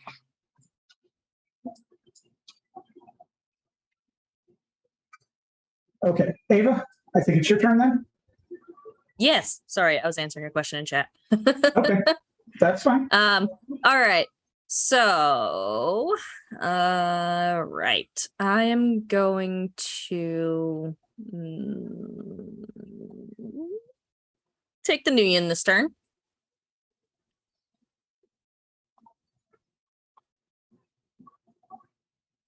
Oh, draw a card. Please be good.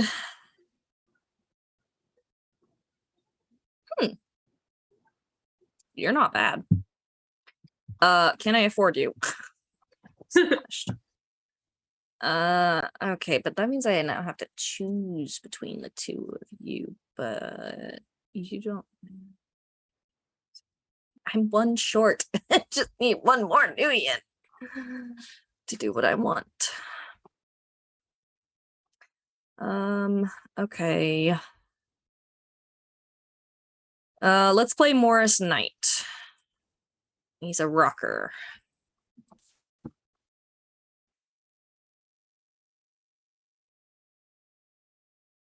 He's a rocker. He's also a sorcerer.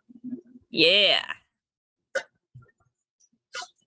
Yeah, no, I can't take on an ant spirit queen. I don't think any of us can at the moment. Definitely not. I think that's one we're just going to leave right over there in Chicago, and we're going to stay here in Seattle. And I'm a Listen, little scared of what objectives or what challenges might be on Harlequin's I got bad game. news, guys. I'm not in Chicago anymore. I'm in Montreal. But So there's bug hives in Montreal now? Apparently. okay, so I'm gonna take risks because I mean we're getting late into the night. If I lose, I lose. I'm going to take on Harlequin's game with both my runners. They're both gonna go at it. All right. So let's reveal Bulls first. Sentry gun. Oh, I hate you. Please be sneaky. I don't have My any. least favorite card in this game so far is the Sentry gun. Actually, that's the heavy sentry. This one's a little smaller. Oh, So yeah, this it's one's only- smaller. It's still gonna hurt. Like, okay, that gives me a +2, and I can add my sorcery value to the attack. So 3 + 2 is 5. And I can add my sorcery, which is a 2, makes that a 7. And Morris gives me 4. So that's 11. AP -1 for both sources. That's 9. I can take out that sentry gun. I just got to figure out how I'm going to take the 6 damage. While I was figuring that out, we have a question about for Edgezone. Does each deck like have something signifying like I come from the mayhem deck, I come from the magic deck, so that they do. Yes, if you look in the bottom right hand corner of the deck of the cards, there's either a little like a circuitry icon, or there's a little I think it's a fireball icon. Oh, I see it. Yep. Okay. So that's your deck signifier. So you can keep them separated if you need. Okay. I've got my damage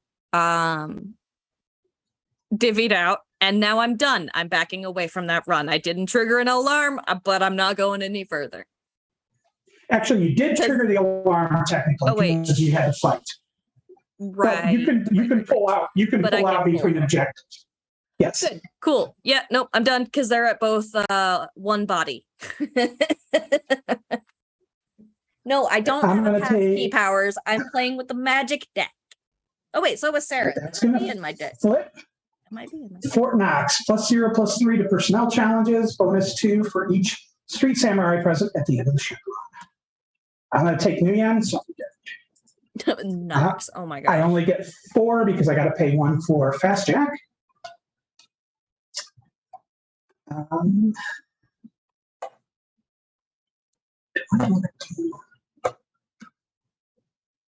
Can't do that.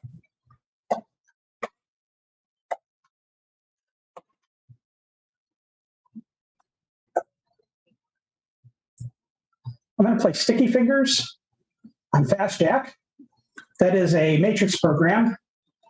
During my legwork phase, if a target player has 2 or more Nuyen, I can take 1 from the target player and add it to my cred stack. Excuse you.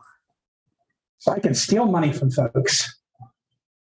So Fast Jack can now pay for his own upkeep, which he is going to do. I'm going to go ahead and use that to steal 1 from Sarah since she's got the most. Okay, have we not learned to be nice You to have me 9. or I'll kill you? But I've got a Hive Queen. I know, and we're not going anywhere near your Hive Queen. Oh, I thought that's what it meant by targeting, that you had to target my objective to...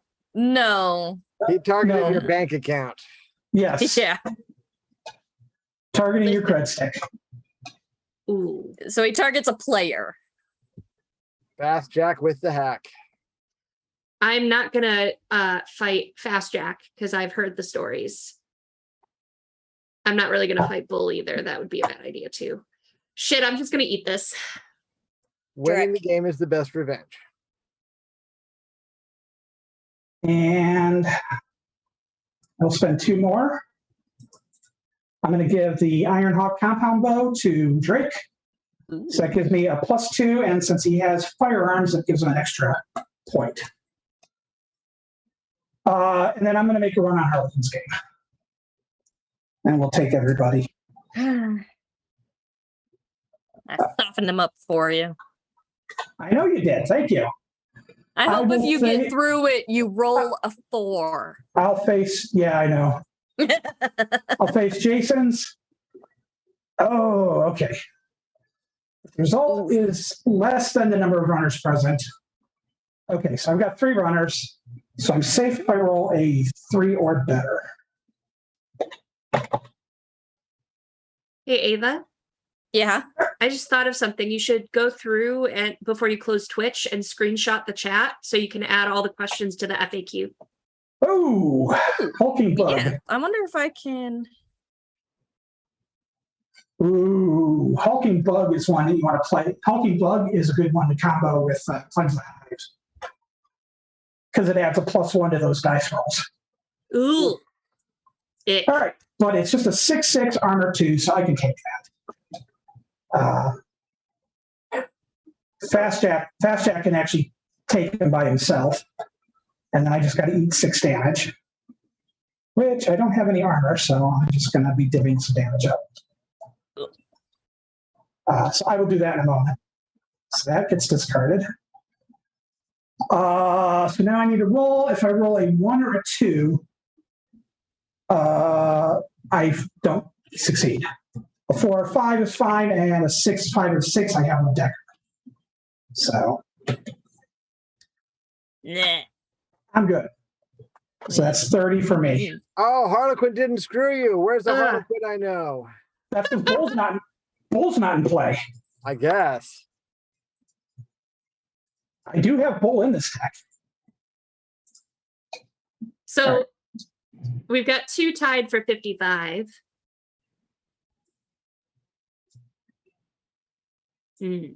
Soften them up for you.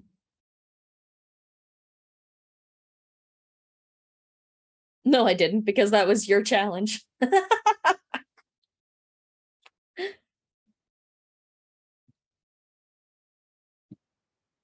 right, I'm done. All right, we will untap Squark. I will take money. Draw a card. Look at what said card is. Don't need that one yet. So first is Jackhammer joining the squad before. Then Jackhammer could use a weapon. So we'll do the Ares Predator, which the contact will bring down to 3 to wipe me out of money. And then if I use the contact, I gotta roll a die. That wasn't a roll.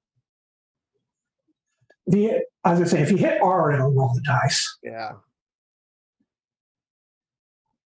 All right, so he's all right.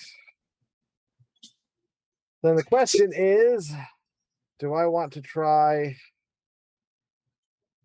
I mean, why not? Because one of those obstacles is mine, or challenges is mine. I don't have to face it. So let's go to Fort Knox. Hellhound. Ooh. 6/6. Any special things about the Hellhound? It does armor piercing damage, and it all has to be applied to a single runner.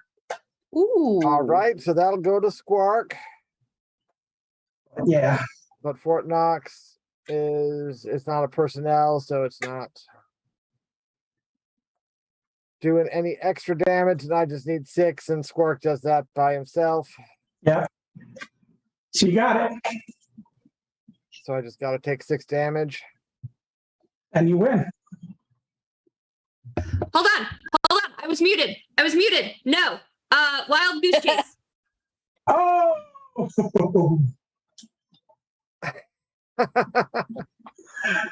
But it was almost time and I was going to end the game. All right, Sarah, good job. Chaos. So that Does that mean sends I the, still take the damage? if she plays it after the Hellhound, but before you complete the objective, yes. I assume that's what she did. All right. And one of the things I love about Wild Goose Chase is it's got a very familiar orc smiley on one of those shirts. Yes, it does. So the Hellhound is still defeated, right? So that goes back to Yes. Sarah. So So that was Sarah's. So you can discard those. Uh-huh. Good job, Sarah. I You're- ruined someone's plans. again, If I'm not going to win, you're darn right I'm just going to cause chaos. well, you should go do that run now. Yeah. All right. So I need cards. So I'm going to do cards instead of Nuyen. So 6 cards plus the 1 for it being a new turn. Let's see. That's cool. That's cool. All right. This boop.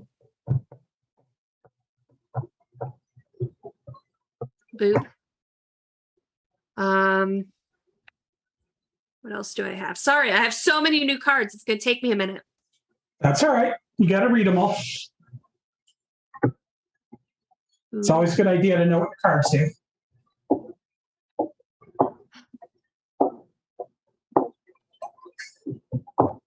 Ooh. Ooh. No, I can't do that. Okay.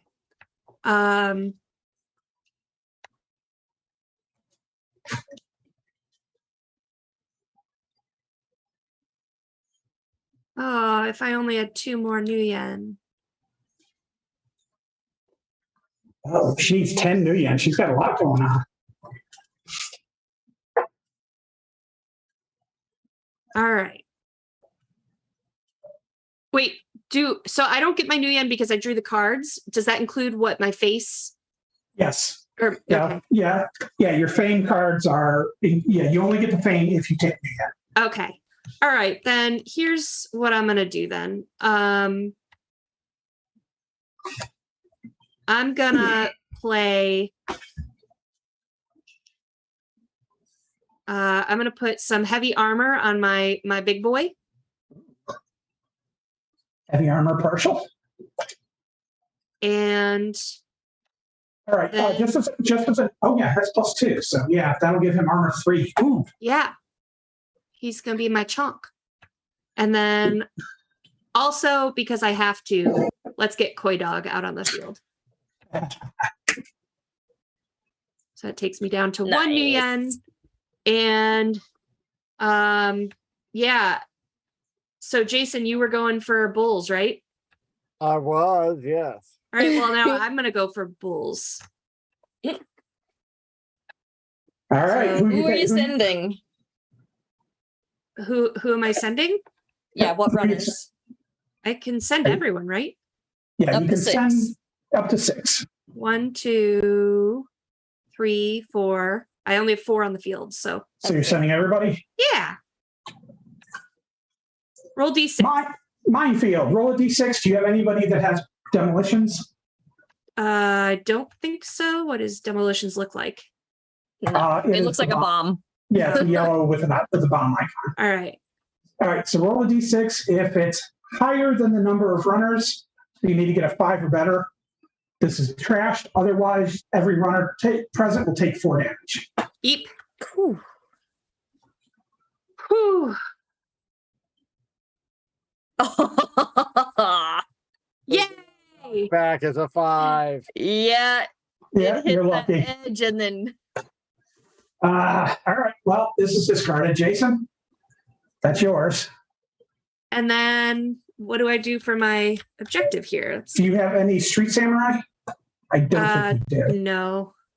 Oh, now you got a street shaman. Yeah, it's the only muscle you got. It's a bodyguard. Okay, you get 25 rep. Yay! And you thought you were going to end the game with nothing. Listen, it's been a slog. That's Shadowrun, baby. All right. Yeah. Okay. Yeah. So it's my turn, yeah? Yep. Okay, that's yours, Bull. Oh, yeah. Okay, so I need to play an objective. Bloop. And cred sticks or Nuyen or cards. I'm actually gonna go Nuyen. So brings me up to 7. Yeah, the money versus cards management is one of the trickiest parts of this game. Gigantic pain in my hoop. Unturn. From Shadowrun. I can tell it's getting late because I'm getting slap happy, guys.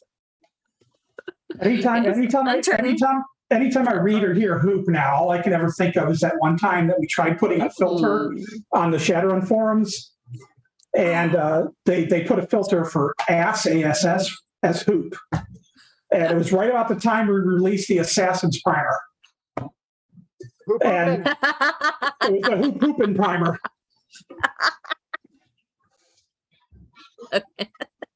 Is It was great. Is Foxy in the game? I don't think she is. I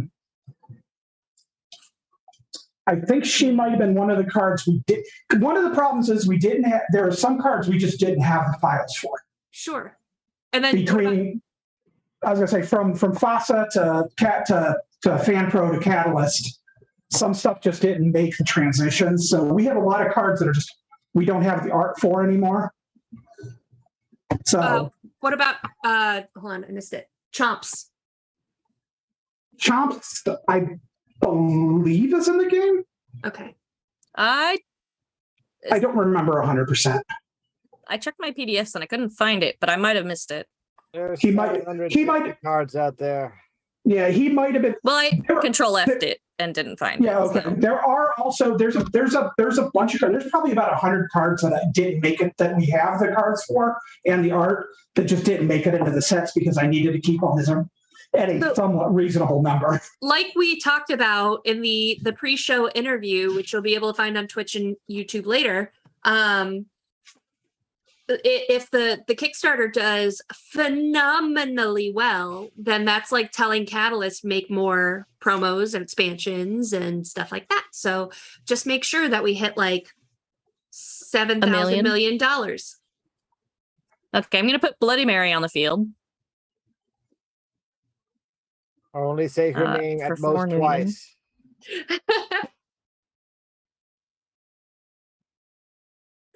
Okay, so question. If I turn highbrow to draw and pay the Nuyen to draw a new card, does that prevent me from healing her? Yes. Okay. Then I'm not gonna do that and I'm gonna let her rest. Both of them actually, because they're both at 1 body. Let's see, but I've got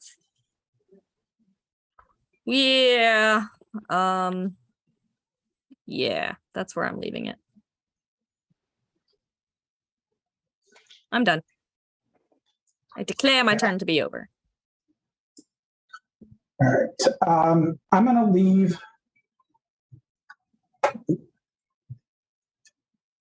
I'm going to leave them tap to heal. Oh, I got to put on a new thing.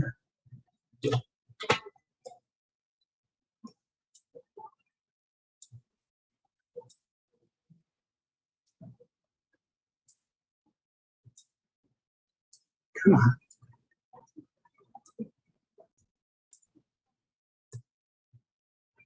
Leave them tapped. He can untap.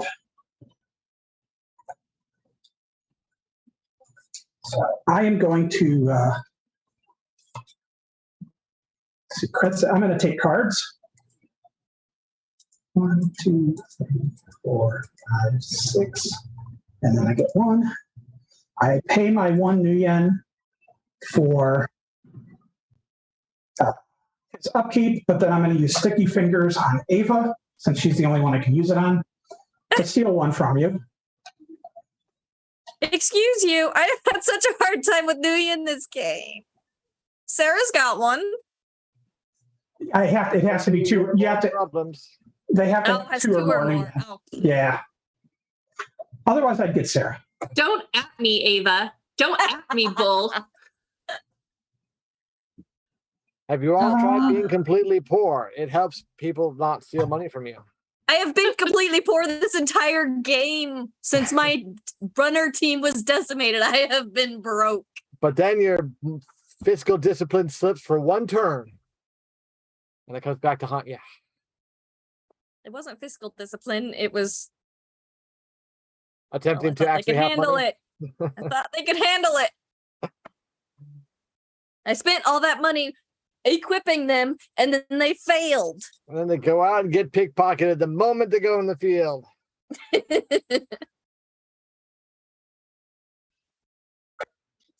This is fun.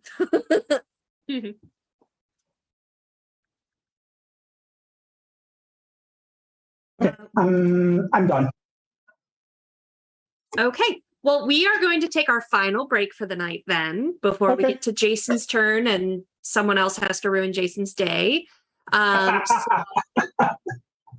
We love you, Jason.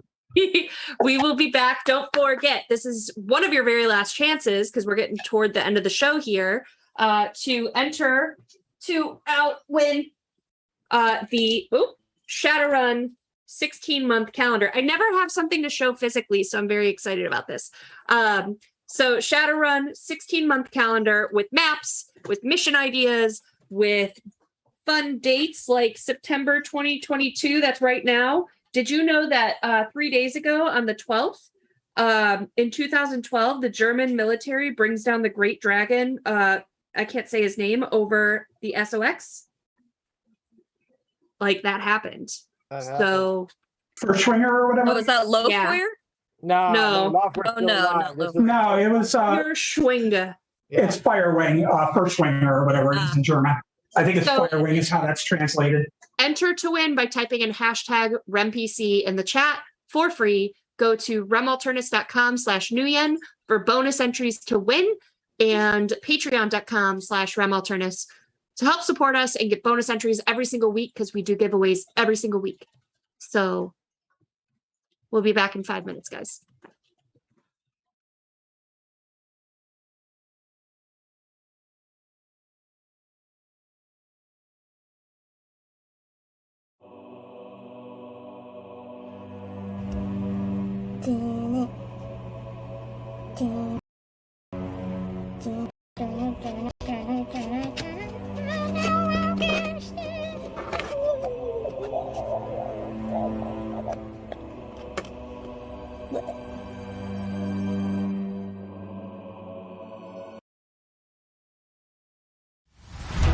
The course of military history is most often defined not by great generals, but by the most powerful technologies of the time.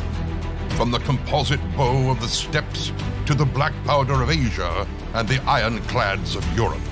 Each of these advancements redefined what war was like. But all of these lack the scope, power, and the all-affecting change of the last great technological leap, the Leviathan, the great warships of the sky. Powered by the recently discovered electroid, Leviathans are massive metal warships able to take to the air, raining down fire and smoke upon both land and sea. Now, at the start of the 20th century, the great powers of the world will use these new weapons of war to expand their empires, exact revenge upon their enemies, and remake the map in their image. Welcome to Leviathans, the Great War. Leviathans is a tactical miniatures game centered around the Leviathan, a flying metal warship. You will command a fleet of these machines from one of the many great powers of the world, Using the modular dice system, you will create your fleets and take to the air to destroy your opponents before they destroy you. Each faction has its own power and focus, from the German Navy's dedication to armor to the Italians' torpedo boats.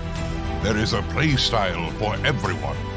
Start your Leviathan fleets with the starter box and expand from there using faction boxes or ship packs. These, alongside many other relevant items, will give you everything and more you need to play Leviathans.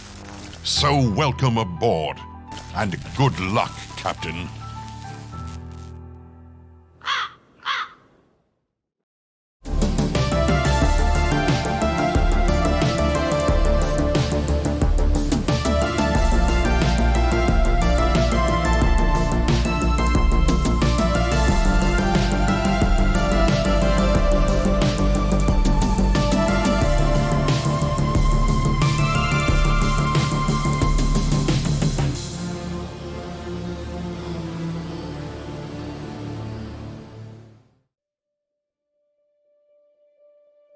In the land revealed beyond the shroud, they came in search of answers. Drum had always known her place, but Imari never found hers.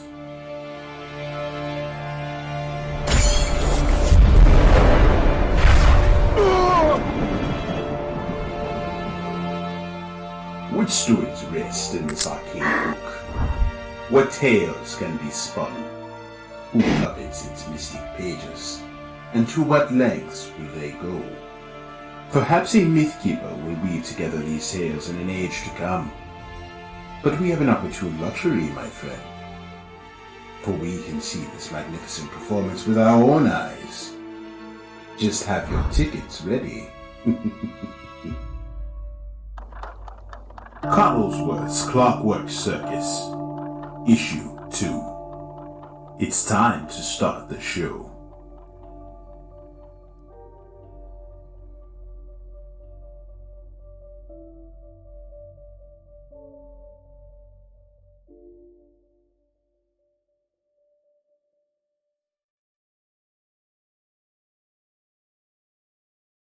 Ready to level up your cosplay game? Check out the Geek Forge on Etsy. With a variety of props to give your photos that extra spark, you'll find just what you need. Hold magical fire in the palm of your hand, or take a potion to restore your mana. With a large variety of colors, you can choose your own magical flavor for your cosplay. Bring drama to your photo shoots with these vibrant props and more, all available at the Geek Forge. Are you ready to level up your cosplay?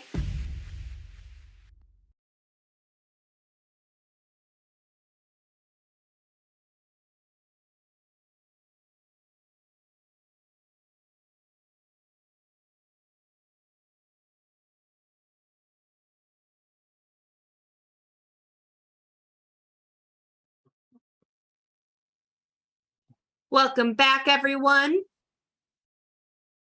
Let's see whose night we ruin next. I believe it is Jason's turn. I believe It's Jason's turn. All right. Let's see how Sarah can ruin Jason's game now. It's not all about me. Oh, this Everyone else one's not has- gonna have much anyone can ruin, so don't worry about it.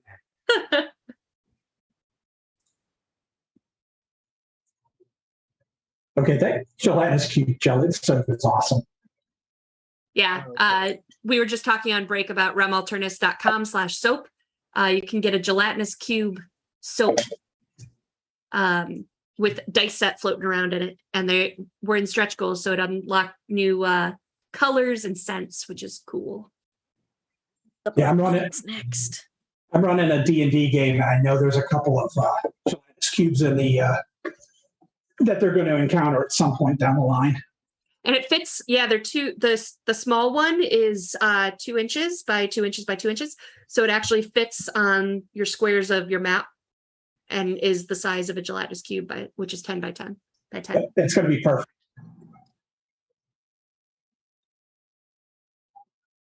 What you doing, Jason? I brought out some APDS ammo Nice. Oh, nice. for my guns. So, and I And rested my that's- poor diuretic. And that's free, isn't it? Yeah. The first accessory card played on an Ares Predator is free. Oh, really? And- Nice. And that is an accessory ammo. Whoops, I did Nice. the wrong one. Okay, so I get that money back. Well, that means, let's see. I think I can play the Northrop Wasp on my rigger. Where are all your drones?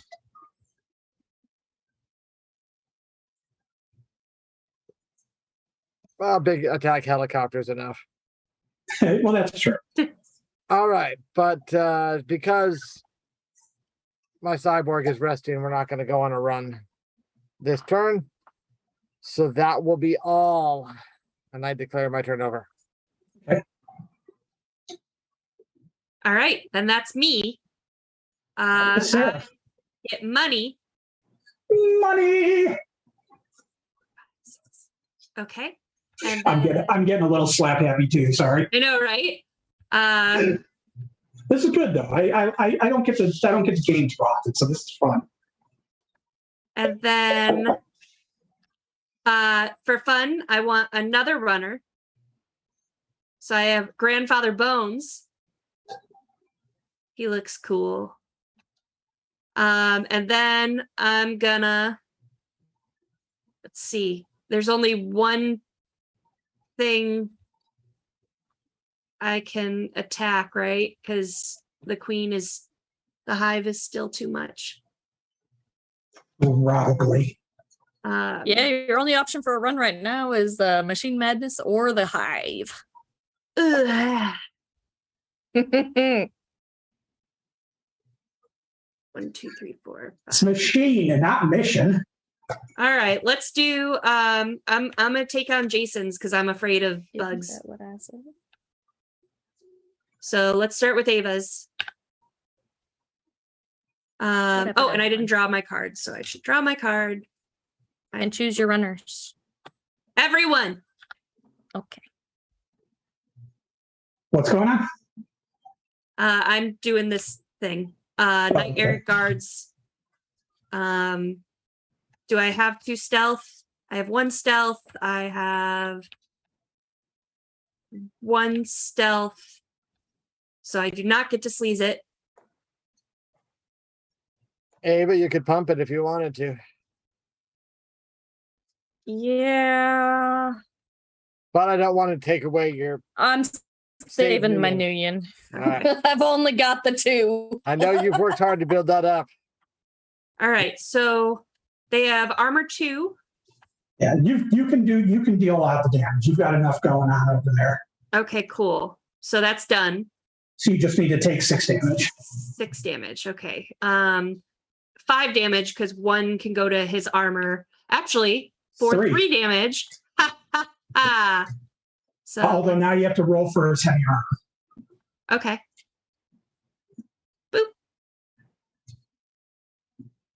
3. Yeah, roll that again. Oh, It's leaning. you just want to give me another chance to fail. I did. But you're good. All right. Well, to be fair, you were leaning, and depending on which way the dice fell, it was a 5, 6, or 3. So And then, so that took 3 of the damage, the 7 damage. So then 4, 6 6 damage. damage. So 4, 5, 6. All right, that's everything then. okay. All right, next challenge. Got some mother just Sorry, that one's mine. done. the heaviest Centrica. You All right. mine. You have your Maglock passkey. I do, so let me try that first. Wee. 5. You got it. Oh, thank God. Get out of here. Go away. 5 to 6. All right, then this one. Another one. Let's do it again. Another Oh, one. that's that same one that's been there. Yep. There you go. Get out of here. And you don't have to Jiminy Christmas. So then roll a d6 plus technical. That's a little gear icon. No. I think you have much for technical. Yeah. All right. So And you don't have anything for technical. 5. Does that mean I did it? Whoa! You That got means you it. did it. Success. I win? You win. You win. You win. Hold on, I need to. I A had a big- great start. Great come back from behind background victory there. Nice. Wow. In I'm true the best Shadowrunning fixer in the style, sprawl. all you had to do was kill a few people to get a victory. That's how it works. Well, isn't that Shadowrun shooting Yeah, people in the that's what I'm face for saying. money? That is Shadowrunning style, so nothing to complain about. Hooray. Oh, Well that done. I love this game. It is a little complex, not so much because of the rules, but just because there's so many different types of cards. well, That and makes once, yeah, so like once you get kind of the format of the rounds, it works well. It's just sometimes the descriptions are like, oh gosh, like when Yeah. can I use what? If you build your own deck, you know what you can do. You're going to know what your cards do, so that helps a lot. Yeah. When you're playing it blind like this, yeah, you got to read every card and try to figure out how they interact. but if you build your own deck, you're going to know what your cards do, and then as you play, you'll learn the stuff as well. Yeah, we had the turns Wow. moving just fine there. Yeah, my challenge at this point is because I know what all the cards do, but in my head, I still remember a lot of the old art. So by sight, I don't recognize some of the cards. Yeah. So I got to go, who is this? What does this do? Well, thank you guys for playing. Thank you, Bull, for teaching and making Oh, this it's- game. It was my pleasure. Really fun playing with all of you. We've got some end of stream business to do here. So first thing was my tech Tom who's been doing an awesome job here, is going to change the screen, and I'm going to show you guys what's in these boxes. So we've got 2 different box sets, and again, this goes live Tuesday. And Ava, can you drop the link in the chat? So Yeah. it goes live on Kickstarter Tuesday. We've got the Mayhem box. So this is largely what Bull and Jason were playing with. So this is more gear, cybernetics, decking, rigging, that kind of stuff. So very nice cover art, by the way. Gorgeous. One of our favorite artists, And then Victor Moreno, did that. magic for your sorcerer and your conjurer. So you've got another awesome cover. And then if you put the boxes together, you see that it's one piece of art. What? Really? Yeah. Yep. Other way, Oh shit. I think. This is hard. There it is. Did I do it? There you go. Whoa. It's awesome. Neato. So that's super cool. These are Tronco boxes. So let's open one up real quick and show off what's inside. So we've said this in chat a couple times, and on the interview show, we talked about it too, but come here. The number of cards is dependent on how many stretch goals we hit. But and again, this is a playtest box, so lots of cards per box. This is just in one of the boxes. So Yeah, this is still one of still over 300 per box, even Yeah. before we hit stretch goals. cool. Again, the back of the card is still the same as the old ones. So it'll blend right in. And then you've got your front of the card. We've got upgraded art. You've got it's very, very teeny tiny, but you can see in the very bottom, the question was asked about, is there a signifier saying which deck it came from? It is there. So you can organize and reorganize your decks. We've got the PDF, the rule book, of course, which again, the art is just phenomenal. Art everywhere. And then we've got tokens. So we've got Nuyen tokens. They are not the triangles, but they are the orange. There's 5 Nuyen. There's 1 Nuyen. There might be a 3 in there. All I'm seeing right now is 1s and 5s. We've got damage markers. So just like we were taking all that damage and I couldn't pick up the stupid tokens. You've got your 1 damage, which is a little skull guy with a little crack in his skull. A little blurry. He's cool. Or the 3 skulls so that you don't have to stack tokens all over the place. And then also for your miscellaneous needs, if you need to mark something additional, you've got little Shadowrun tokens too. So it's got the Shadowrun S on it. Cool stuff. So that's what's in our box. So again, launches Tuesday. Let's make it big so that we can get more and more decks and more promos and keep going forever. Please. I have so many card ideas. The more interest it gets, the more incentive they have to make more. Heck yeah. All right. So now at the end of the show, we are about to do our drawing for the calendar. So last chance to type in hashtag RemPC, go to remalternis.com/Nuyen or patreon.com/remalternis. Last chance for that for the week. And while we are tallying up the final numbers, our tech is going to take us, and this is going to be all right, caveat here.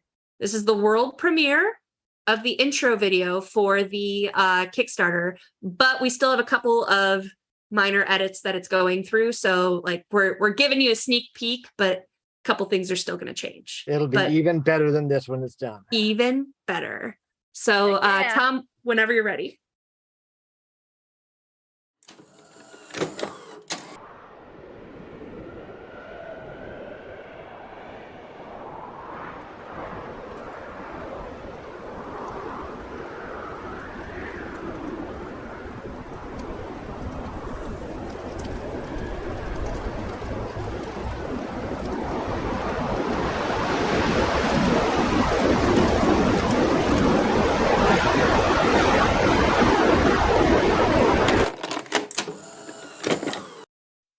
Welcome to the 6th world, Shadowrun. Edgezone.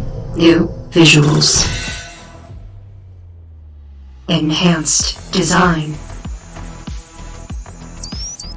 Choose your runner.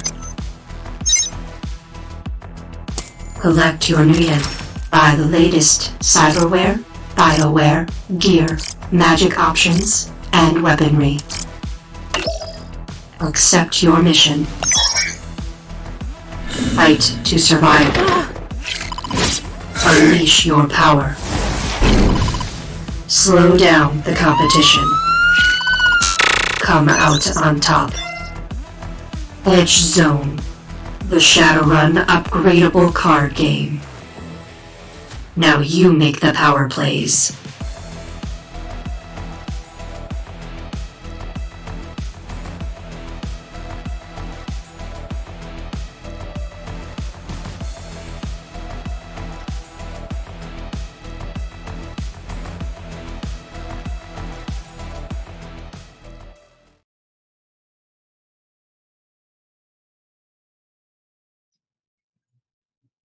Awesome. So really excited for our intro video.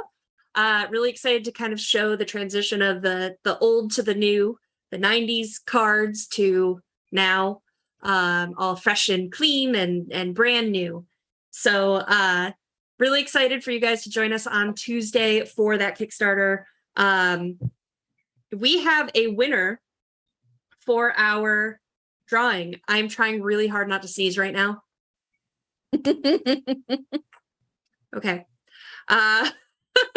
So we have our winner. And our winner for the calendar is Powers 209. Woo! Thank you, Powers. Congratulations. Thanks for being so involved in chat and helping me win. And also thank you for your support on and your donation. And you've got a couple of one-liners here for me to read. I've seen there's 2 of them here. So the one I was given from our moderator was back when I was whining about not having any rep for this game. In response to not getting rep this game, I will cause problems on purpose. From Rem 2022. Which, yeah, I caused problems. That was fun. Facts. And then also I saw this was a very important call out. Tin Man needs to be nerfed. Tin Man is a little brutal, yeah. But there are ways to deal with him. Awesome. So You can thank always, you. Oh, go ahead. I was going to say, you can always give him some green apple quick steps. Yeah, that's an epic card. I'm pretty excited about that. Cool. So I think that is everything. Ava, am I missing anything? I don't think so. We did the drawing. We said our quotes. Yeah. Shadowrun Kickstarter. Go Kickstarter. So again, that is that one is kickstarter.com/projects/Shadowrun-edge-zone. And we'll drop that in the chat one more time. And we really appreciate all of you for joining us. Next week, we will be back with Edgezone, or not, gosh, I am done. Emerald Glitch. Emerald Glitch. We will be back next week, and we will have a writer for Shadowrun Fiction, along with a variety of other products he's worked on, Brian C.P. Steele, for our pre-show interview. And then we'll be back with some 6th edition Shadowrun TTRPG. So we'll see you next time, Rem PCs. Thanks.